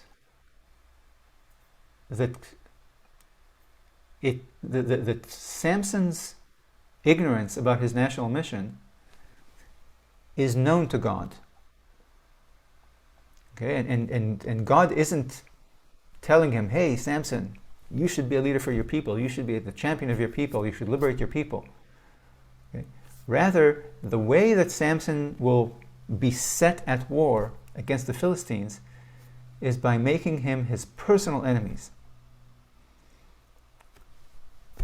through these Philistine women. So let's talk about Samson's lady friends. So we know for a fact that Samson's wife was a Philistine because obviously the author tells us. Samson tells his parents she's a Philistine. The same goes for the prostitute in Gaza. She's clearly a Philistine. Delilah is a question mark. Okay, she has, for 2,000 years, it's been assumed that by commentators and artists and movie makers that she was a Philistine. Okay, but the text never says this. Okay, the text doesn't tell us anything about her background or her situation. Okay, it just tells us that she's a woman from the valley of Sorek. Okay, which means, if you look at the territory, it means that she could be a Philistine. She could be an Israelite from Samson's tribe, from Dan, and she could be a Canaanite. Okay, because that area is kind of a territory in which these three populations lived side by side. Okay, and were oppressed or ruled by the Philistines. Okay, so we don't really know, and we shouldn't assume. Okay, the only thing we know for sure is that he loved her. It says so, and his acts indicate as much. Just like we know that he certainly loved his Philistine wife. Okay, so we know that he loved her. Just like he loved his first wife. We know that Delilah betrayed him, just like we know that his Philistine wife betrayed him. And we know why she betrayed him, just like we know why the wife betrayed him. Okay, the text is clear on that pattern. So in terms of the reason, when the Philistine chiefs, or the captains, come to Delilah, they tell her openly that they'll pay her tons of cash to help them capture her man. Okay. So it's obvious. Again, there's no history that's related there, no relations between her and them. They're offering her money.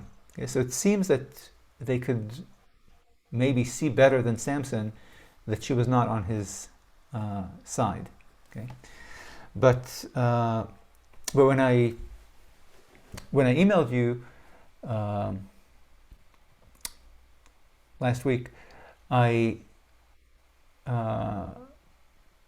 asked you to consider why Samson gave up his secret to Delilah. Okay. and because it is vexing. So, for the sake of brevity, let's take stupidity off the table. Okay, we see clearly from the story that Samson was not a dumb musclehead. Okay, he was clever, he was inventive, he was quick-witted, he was a poet. So let's assume that it's not because he's dumb. Okay, so why did he tell her his secret? I mean, did he trust her, or did he know after he told her 3 lies about where his strength comes from, and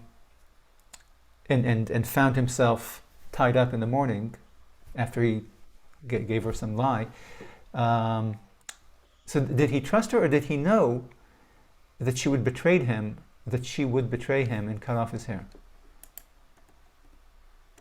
So my question is, so we don't even really know as the readers at this point that he's going to lose his strength if they cut his hair.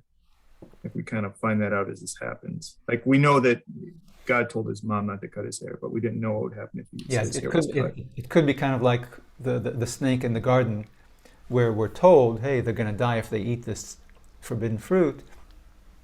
And then the snake says, no, you won't die.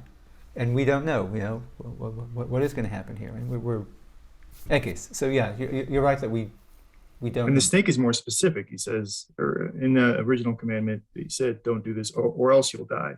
And this is just don't cut your hair. No one knows what's going to happen if you do. Right. And then, so I don't even know if he knows what's going to happen. Well, no, we do know that he knows. We do. So look, he's going to lose his. He does say his strength is cut, but.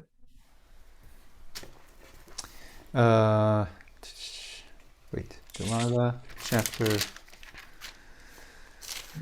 Again. 16. No, chapter 15. No. Where is it? Chapter. Oh, with the money. Here. No razor has ever touched my head, for I have been a Nazirite to God since I was in my mother's womb. If my hair were cut, my strength would leave me, and I should become as weak as an ordinary man. So I guess exactly. Okay. So you're right. It's not proof though that he knew, because he said it before in all the other things. He told her. Incorrect. Because, again, I don't know if it says so in the translation, but again, verse. What is it, 16, 17, it says, actually through 18, and he told her everything that was in his heart. He told her the truth. Okay, it says, and he told her everything that was on his heart, and he told her that he's he's a Nazirite and never cut his hair, and if he did, he will become weak like every man. And Delilah saw that he told her everything that was in his heart, that he told her the truth. So she believed him because she could tell that this time he was telling the truth. And then a third time, she tells the Philistine captains, come up this time because he told me the truth, because he told me everything that was on his heart. Okay, so the biblical author, so the second and third time, you can say, okay, Delilah thinks that he told her the truth, but she thought it was the truth the previous 3 times too. But the first time, the biblical author, who's an all-knowing author, is telling us he told her what he really thought. Okay, so we can take it to the bank that he thought, even if we're not sure yet, that his strength came from his hair. Why would he think that though?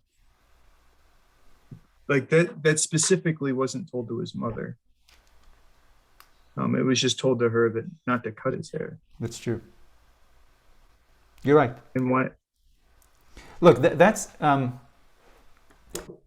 some people suggest that the reason he told her was hubris. Okay? That he began to assign his strength to himself. That he didn't see his strength as supernatural, as a gift from God, but as his own natural strength. I'm this strong. Okay? And what we see here is that, and you can understand it, that maybe all of his amazing feats of strength, killing the lion and killing 1,000 Philistine with a bone and everything else are so inconceivable for a normal, that maybe habit made him come to see himself as the source of his strength. That it's his body, his muscles. Okay? But we know that even before she cut off his hair, that he knew, or that he thought, you're right, we don't know why, but he thought for some reason that that the strength was in his hair, not in his muscle. Okay, so Samson is innocent of the charge of hubris. Okay, which means that we're still stuck with this vexing question. Okay, he knew that this would really kill him, or not kill him, sap his strength. Okay. Which means that he really did tell her the truth, as he understood it. Okay, so we're back to this vexing question of why would he tell her the truth after seeing with his own eyes 3 times that when she thought she knew his secret, she tried to use it against him. In verse 16, it says that he just wanted to die.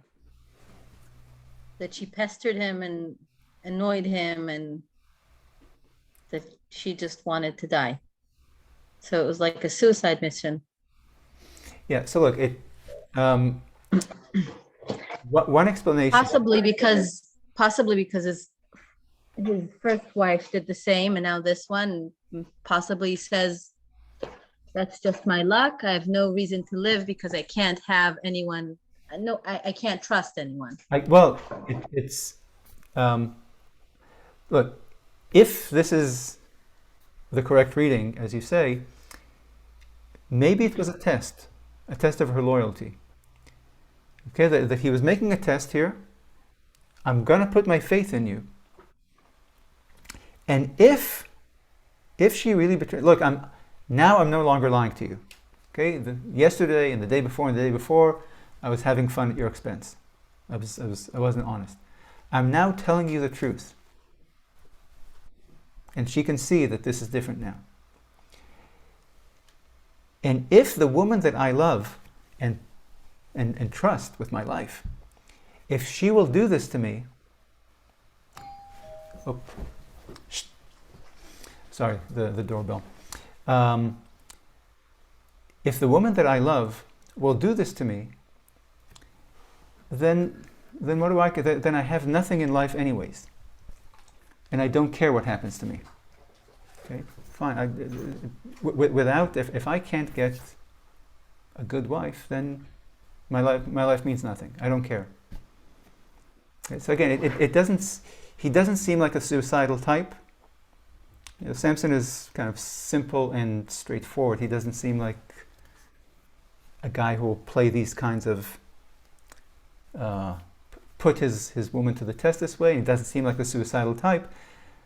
But to your point, he is clearly a romantic. Okay, so look,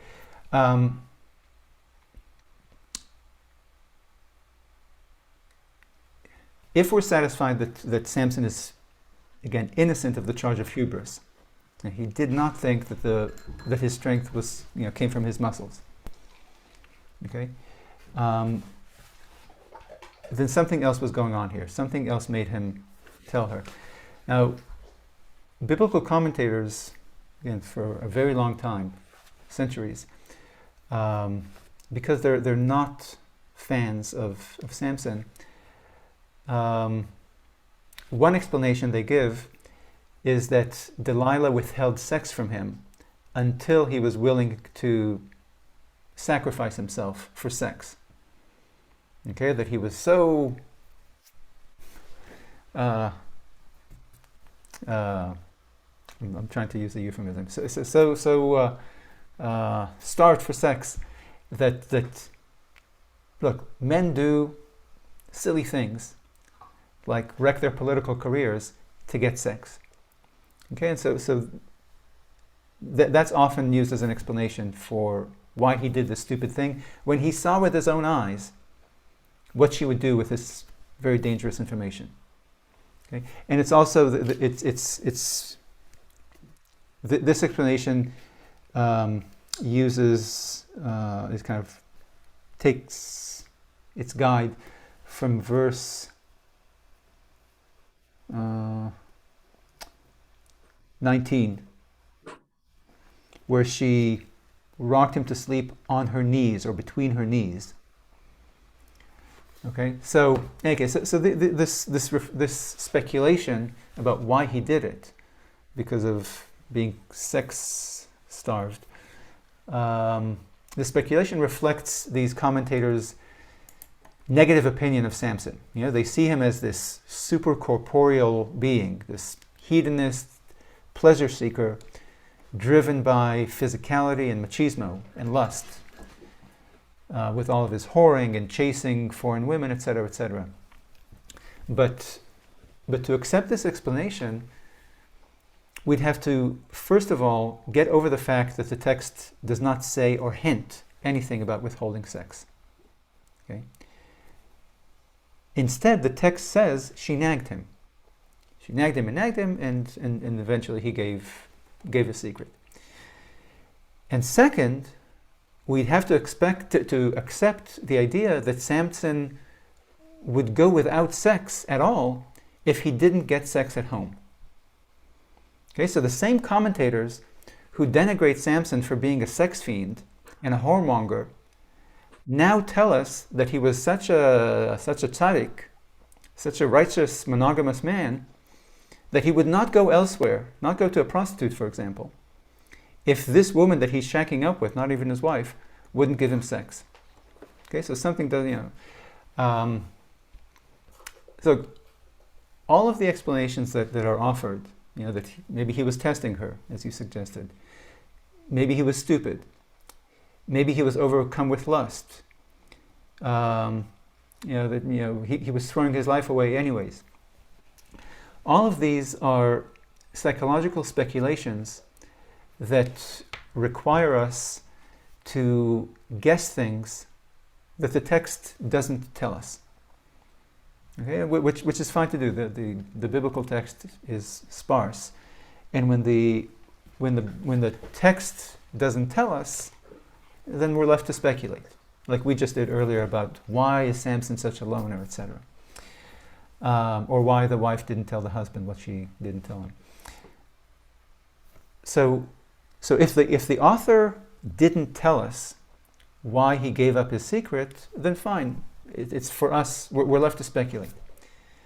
But if the author does tell us, then we shouldn't ignore the author to install our own preferred psychological situation. And here, the author does tell us. Okay? So this question of why did Samson tell Delilah really is it's the biggest problem in this entire story. From a literary perspective. Okay, so theologically, there might be bigger questions. But in terms of character development in this story and plot development, this question, why did he tell her? This is the biggest problem. Simply because this is the most consequential decision Samson makes in this entire story, in his entire life. Okay, so again, Samson's story is the longest and most detailed in the book of Judges. Okay, we get to know this judge, his biography, his family, his character, much better than any other judge. Okay. So this story, more than any other in any of the other judges, is a real character study. Okay. So it would be literary malpractice, a real abdication of duty on the part of the author, if the author didn't explain to us why this character does what he does here, at the most dramatic turning point of Samson's life. Okay. Now, if we assume that the author didn't realize that there's a problem to explain here, or maybe just forgot to provide an explanation, then, like I said, we can and should offer speculations of our own. But this goes back to biblical criticism. If we approach the biblical author respectfully, assuming that he's a literary master, then we shouldn't just give up on him when we can't find an explicit, kind of an easy explanation that we're looking for.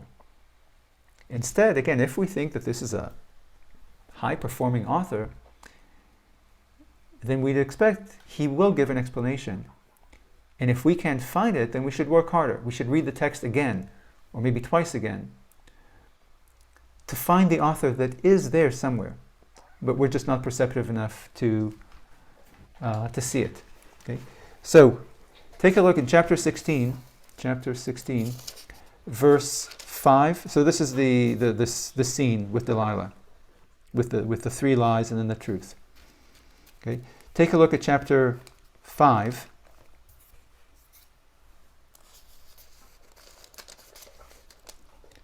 And then verse 5, chapter 16, verse 5, then verse 9, then 12, and 14, and 18. Okay, so in this repetition, she binds him here, binds him there, binds him again. The author goes out of his way to tell us details that really will explain to, if we notice this, that they will explain to us why Samson did not think that this was a death sentence.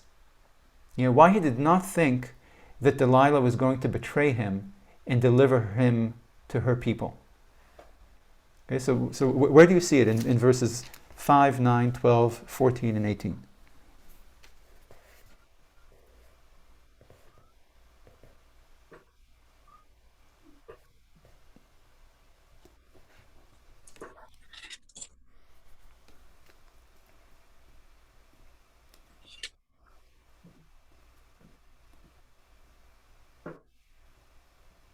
He never gets to see he only sees her. So he doesn't know that she's co-plotting. Yeah, that she's got co-conspirators with her. Yeah. He doesn't know that. Exactly. It says explicitly. Okay?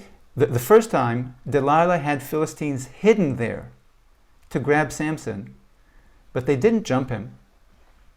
Because Delilah clearly failed to emasculate him. Okay, so he breaks the bonds, but that's it. It's him and her. The second time, the same thing. They're waiting there. He wakes up, breaks the bonds once again, probably pokes fun at her for having, pranked her. Maybe she plays along, and who knows what they do. Okay, but they go on with their lives. The third time, it tells us the Philistines didn't even bother showing up.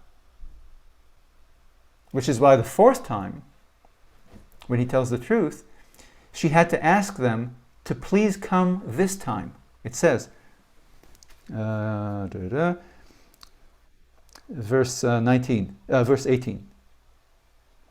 She saw that he told her everything that was on his heart. She sent for the Philistine captains and come this time because this time he told me the truth. This time he told me everything on his heart. Okay, so Samson never saw Philistine men coming out of the woodworks to get him the previous 3 times. Okay, so we know they were there, but Samson did not. Hey, we know Delilah was betraying him every time, but Samson couldn't know. Okay, Samson thought it was just, a girlfriend who wants to know her boyfriend's secrets. Again, and anyone who's been in a relationship knows that this is in fact a very normal part of building a relationship. You know, your girlfriend wants to know your secrets, not because she wants to sell them to the New York Times or call the cops or tell your boss. You know, she wants to know your secrets because that's the nature of intimacy and love and trust. Okay? And it's not just me as Dr. Phil telling you this. Delilah says this. Okay, in verse 15. Okay, she's telling him that he's being a bad boyfriend. Okay, again, verse 15. You tell me that you love me, but you don't trust me. So you don't love me. Okay, so Samson, so she's accusing him, you don't love me because you don't trust me. I can see that you don't love me because I can see that you don't trust me. You're lying to me all the time. Okay, so Samson, who we are told explicitly loved this woman, because of this, you know, because she is clearly hurt, he steps up and commits an act of intimacy and love and trust. Because look, it's like, I think what you were hinting at earlier, that he's a romantic, he loves her, but I don't think he's putting her to the test, and if she fails it, if she really does deliver me, then fine, I'll throw away my life. I don't care. Okay, Samson is a loving boyfriend. The biblical author told us in words that Samson really did love this woman, and Samson shows it here with deeds. And this is a repeat performance because we saw the same exact pattern with his wife, his Philistine wife, the now dead wife. Okay, the text again told us explicitly that he loved her, and then we saw it with our own eyes that he loved her when he forgave her and wanted her back after she betrayed him. Okay, so Samson loved her, the Philistine wife. So when she, the Philistine wife, also nagged him and cried and accused him of not loving her and not trusting her with the answer to his clever riddle, it got to him.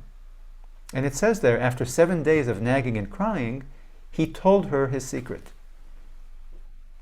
And I don't think it's the nagging that wore him down, but the accusation that you don't love him, that you don't love me. That's what the wife told him, and that's what Delilah is telling him here. Okay, so the text the text tells us clearly why Samson told her. But these anti-Samson commentators either ignore it or don't believe it. And instead they insert a variety of different speculations instead that fit their low opinion of Samson. And by the way, you can see the I don't know if you noticed that in the 3 lies he gives her about his strength, you can see that the 3rd lie, do you see how it gets closer to the truth?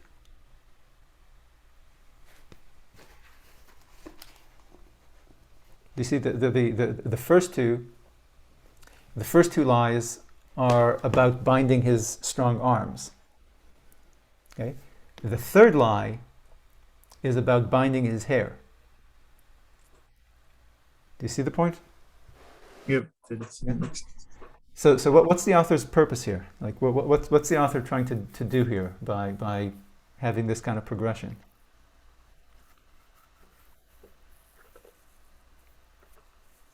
He's getting closer and closer to trusting her.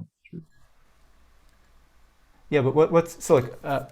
Obviously, it show us his mental, the mental process he's going through. Right. Look, on the one hand, it has an effect on us. It elevates the drama, the suspense. Okay, it makes us we're reading this and we're cringing because okay, this evil woman, because again, we know that she's betraying him. He doesn't know. Okay, so we now, with this third lie, okay, we cringe because we know that she's getting dangerously close to succeeding against our hero. Okay, so that's for our the effect on us. But in terms of his character, it's like you say, it's a glimpse into his psyche, because we can see how bit by bit he's cracking under Delilah's emotional pressure. And after more days of accusations from her about how he doesn't love her, Samson relents and displays his trust in Delilah, not realizing that he's the only one in this relationship who's really in love. And again, the scene isn't given to us, but you can imagine his heartbreak on that humiliating ride to Gaza after the Philistines beat him up and gouged his eyes. You know, look, Samson was defeated not because of stupidity, not because of a super sex drive, not because of hubris, or because of some sort of death wish, a romantic death wish. Okay? He was defeated because of love and misplaced trust. According to the plain text, this is not speculation. This is what the story is saying. Again, that accusation that breaks him is verse 15. She told him, "How can you say I love you, and you don't have it in your heart? But your heart is not with me.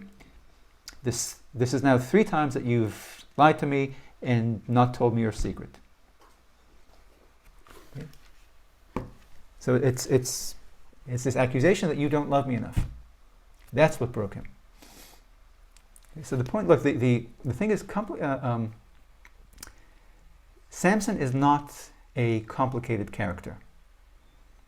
Okay, not much is hidden in his personality. Okay, what you see is what there is there. Okay, he's a simple, cheerful man with an open and trusting heart. Okay, he likes women, and he falls in love easily and fully, like no other man in the Bible.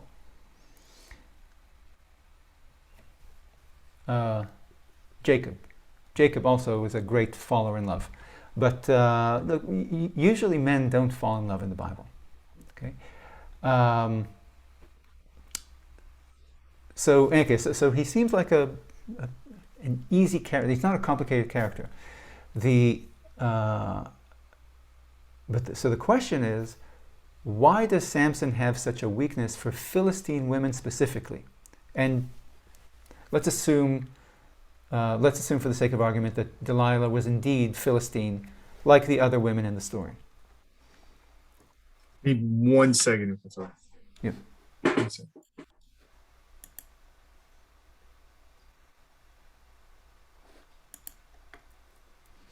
It is.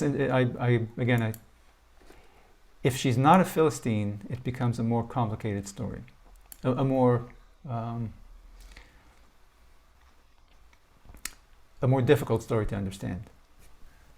But I would think that she's not a Philistine because they make a note of not telling us what she is, but they call them coming to her. They do tell us what they are, the Philistines. yeah, So if she was one of them, they wouldn't need to differentiate, however you say that word, yeah, between them, because yeah. she's one of them. yeah. And look, on the one hand, again, if stories usually have patterns, certainly biblical stories, and so this thing he has with Philistine women, and so in that respect, it stands to reason that she is one of them. On the other hand, with the others, it's clear that the story tells us, and here the narrator is silent.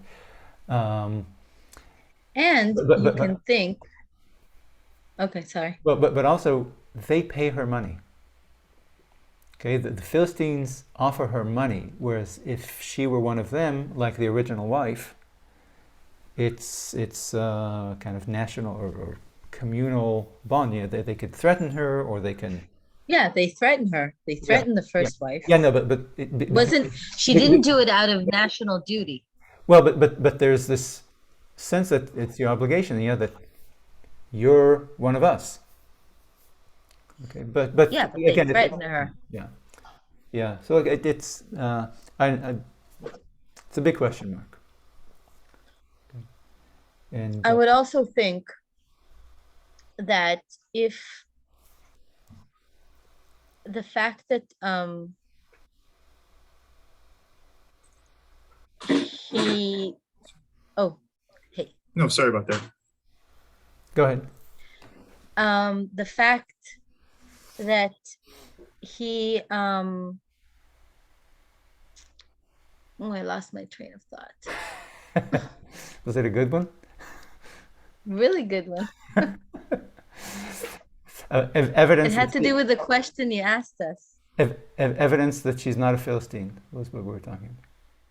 No, the question you asked before had to do with that. Oh, why he has such weakness for Philistine women? Oh, yeah. Okay. So I'd assume, if you go by what you told us before, that it was the God's plan for him to marry into the Philistines, so he would have a personal beef, and then that would get the whole action going of him fulfilling his, you know. Yeah. Look, and again, this is not in this case. It's not my speculation or my interpretation. Yeah, it's written. The biblical. I'm sorry. The biblical author. The biblical author is an all-knowing author. You know, books have different roles for the narrators. Sometimes the narrator doesn't. Sometimes the narrator is a character in the book, so he doesn't know everything. Sometimes the narrator is an all-knowing narrator. Sometimes it's mixed. In the Bible, the author is an all-knowing narrator, and so when he tells us that it was part of God's plan, we have to go with it. You know, so that God was looking for a pretext. Well, God was looking for a way to sick Samson on the Philistines, who were ruling over the Israelites. So if you take that into consideration, that it's God's plan was to have him interested in these kinds of women, and then you know what happened with Delilah, it makes you think that maybe she wasn't a Philistine, so it wasn't part of God's plan for him to be with her, because that would bring him to his end. On the other hand, dying, he killed more than living, so maybe that was his goal. And that's how he fulfilled his destiny. Yeah, and look, next week we'll talk about whether Samson failed or succeeded in his destiny. The biblical commentators have him failing, shirking his mission and failing in that original divine mission. I'd like to suggest a contrary argument, that he succeeded not just in killing these thousands of Philistines at the temple, but really starting the liberation of the Israelites. So actually, look, take a look at, if you go back to, so to finish your point. So if he indeed succeeded in his mission, the one that's articulated in 13 verse 5, okay, here you are about to have a son, he won't cut his hair, he'll be a Nazarite to God from the womb, and he will begin saving the Israelites from the Philistines. Will begin. Okay. If that is his mission, and if he succeeded at his destiny, then Delilah was also part of the plan. Okay, which suggests that he is a Philistine. Okay, but again, we can't know. And you have the end sentence, which says he killed more dying than living, Right. which I think to me is proof that that was his destination. He reached his end goal. It is me. He Yeah, succeeded. and I think again, we'll continue. I'll follow this up next week. I think there's evidence in the end of the book of Judges and in the beginning of the book of Samuel, the next book, about Samson being successful in living up to his birth mission. But look, if we go back to this birth mission, to 13:5, we know from 13:5 that even though God said before Yiftach's story, remember the people cry out to God, and He says, "Screw it, I'm not going to save you anymore." Okay. And we know, we the readers, and not just we the readers today, but we the readers in, sometimes after the book of Judges was written, everybody who read that part before Yiftach's story, where God said, "I'm done saving you. I don't care. I wash my hands of you." We know that that's not the case. We know that God does want to save His people. Okay? Because we know from the judge that comes right after that God wants Samson to strike at the Philistine oppressors. God is good. God cares for His people. Okay? We saw it even in the Yiftach story itself, that God helped Yiftach win his war. But certainly after the Yiftach story, we have the Samson story. Okay? And so much so that even though the people, the Israelites, don't cry out to God, He raises a savior in Samson to liberate them, or to start liberating them. Okay, so the mission is to start the liberation of the Israelites. In 14:4, that thing about the Philistine wife that was part of God's plan, that verse tells us that this is how God's plan for Samson will come to fruition. Okay, so the plan for Samson, the mission, is for Samson to start the liberation of the Israelites from the Philistines. And chapter 14, verse 4, tells us this is how. Okay, this Philistine wife is how that birth mission will come about. That Samson's impulse for revenge is how his birth mission will come about. Okay, Samson's character flaw, his weakness for Philistine women, the fact that he falls in love so easily and so completely and for the wrong kind of woman, is God's mechanism to steer Samson towards fulfilling his national mission. Even though he's not a national figure, he's a private person, led by his heart. Okay, so it's not that God makes Samson lust for Philistine women, okay? But God knows that Samson is a good guy and a passionate man, and God knows that the Philistines are a bunch of violent, murderous scoundrels. Okay? So, if God gives a man from the tribe of Dan, the weakest tribe, the tribe living in Philistine territory, among the Philistines, if God gives a boy from Dan the gift of super strength and hypermasculinity, that boy will interact with the Philistines, and he will chase Philistine women, because like you said at the beginning, he is not afraid. Other Israelites have reason to be afraid of mixing with Philistines, competing with Philistines, sleeping with their women, etc. This child will not be afraid. This teenager will not be afraid because he's invulnerable. Okay, so if you give a boy from the tribe of Dan this kind of power, because of the setting, he will mix with Philistine women.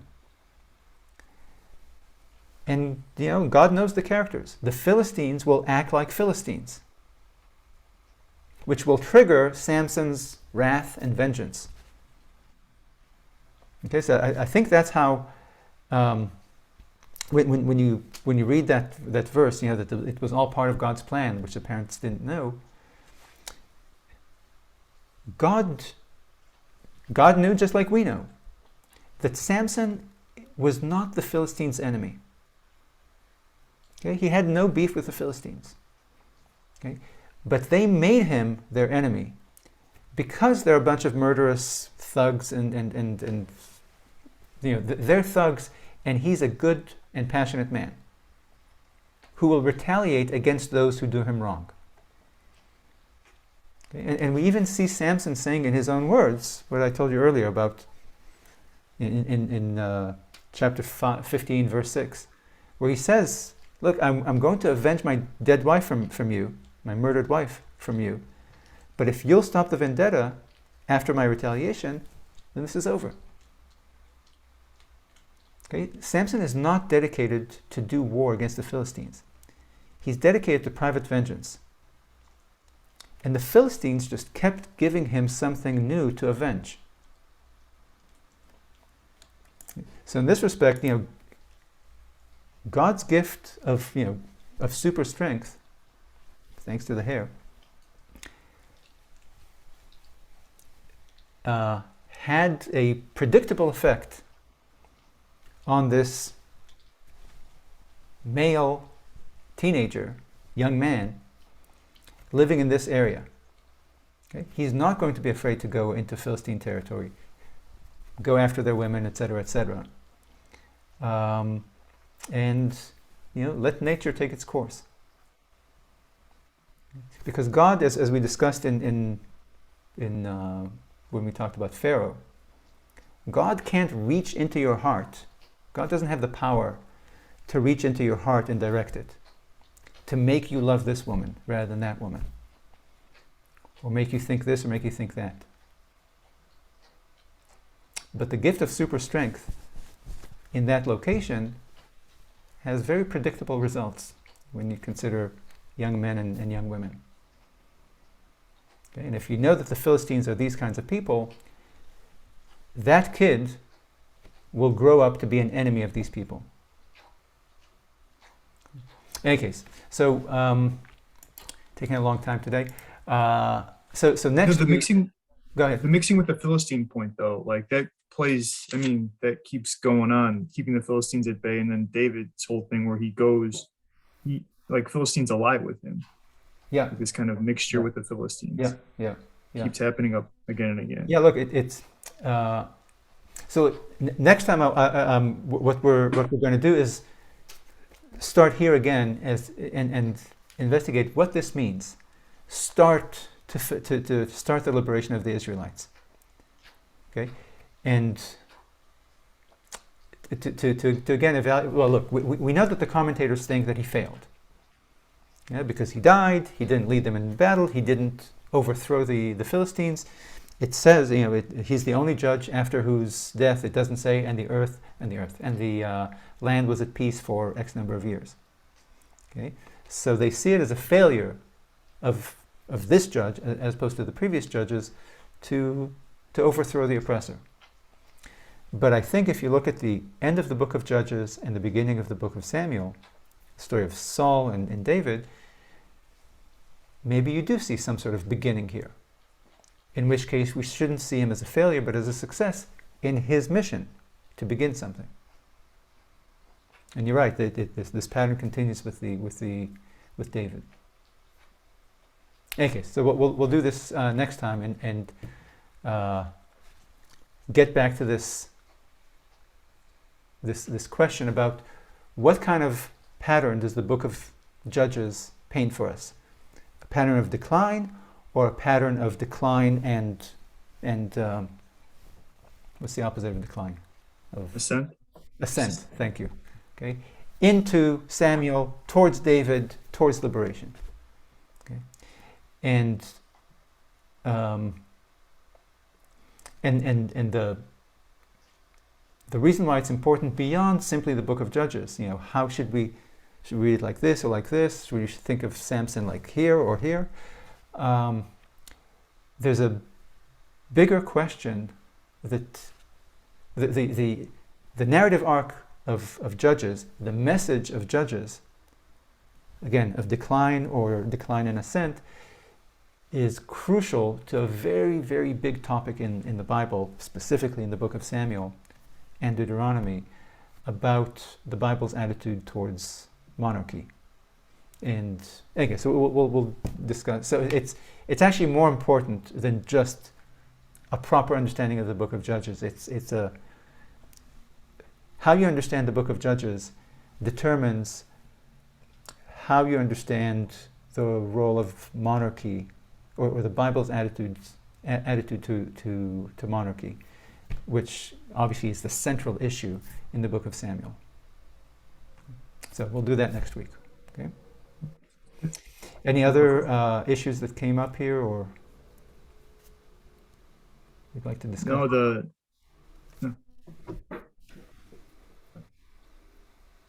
what? the back and forth with the Philistines is this whole idea. Oh, the vendetta and counter vendetta. Samson just mingles. He's able to get along with Philistines. Yeah. Until he can't. Yeah. No, look, he's that is his natural environment. They are his peers. They're his social peers, not his people.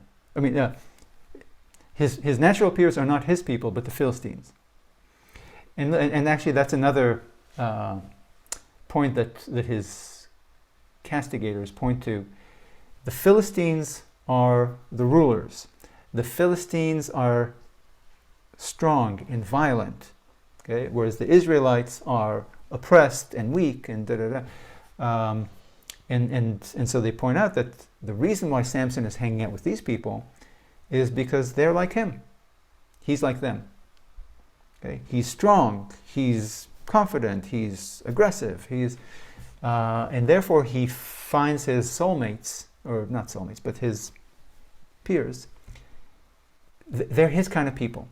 And again, it's another element of the commentators' rejection of Samson. He's not one of us. He doesn't belong in the Bible. He's not a real Israel. He's not one of us. He doesn't belong in this book. He's a foreign element.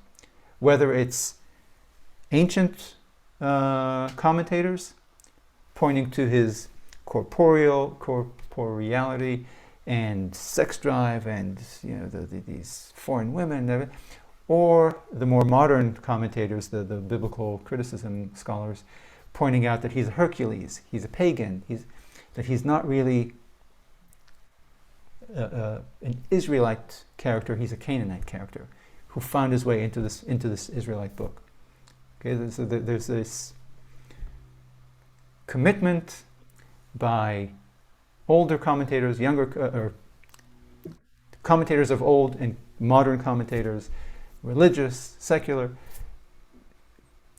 because he doesn't fit in. Look, he's an odd character, as we started today.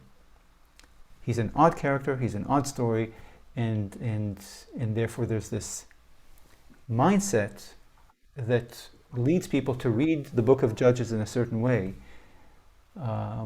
which I think, I mean, not I alone, but basing on a few contrarian scholars who point this, that it is not based on the text. The text doesn't suggest this to us. God doesn't view Samson as critically as the commentators do. The biblical author doesn't view him as negatively as the commentators do. And look, and next week we'll talk a lot about this, about well, again, I'll bring it up next week again. That there's this article or this chapter in a book about Samson that points out that Samson was not viewed this negatively until about the 2nd century AD. Okay, that this very negative approach is a product of the Bar Kokhba rebellion against Rome, and that before then Samson was viewed quite positively by Jewish commentators of what's called Chazar. Okay, we'll discuss it next week. Okay, it's kind of Sounds good. Okay, Sounds good. Looking forward to it. Thanks again. Thank you. sure thing. See you next week. See you next week. Good night.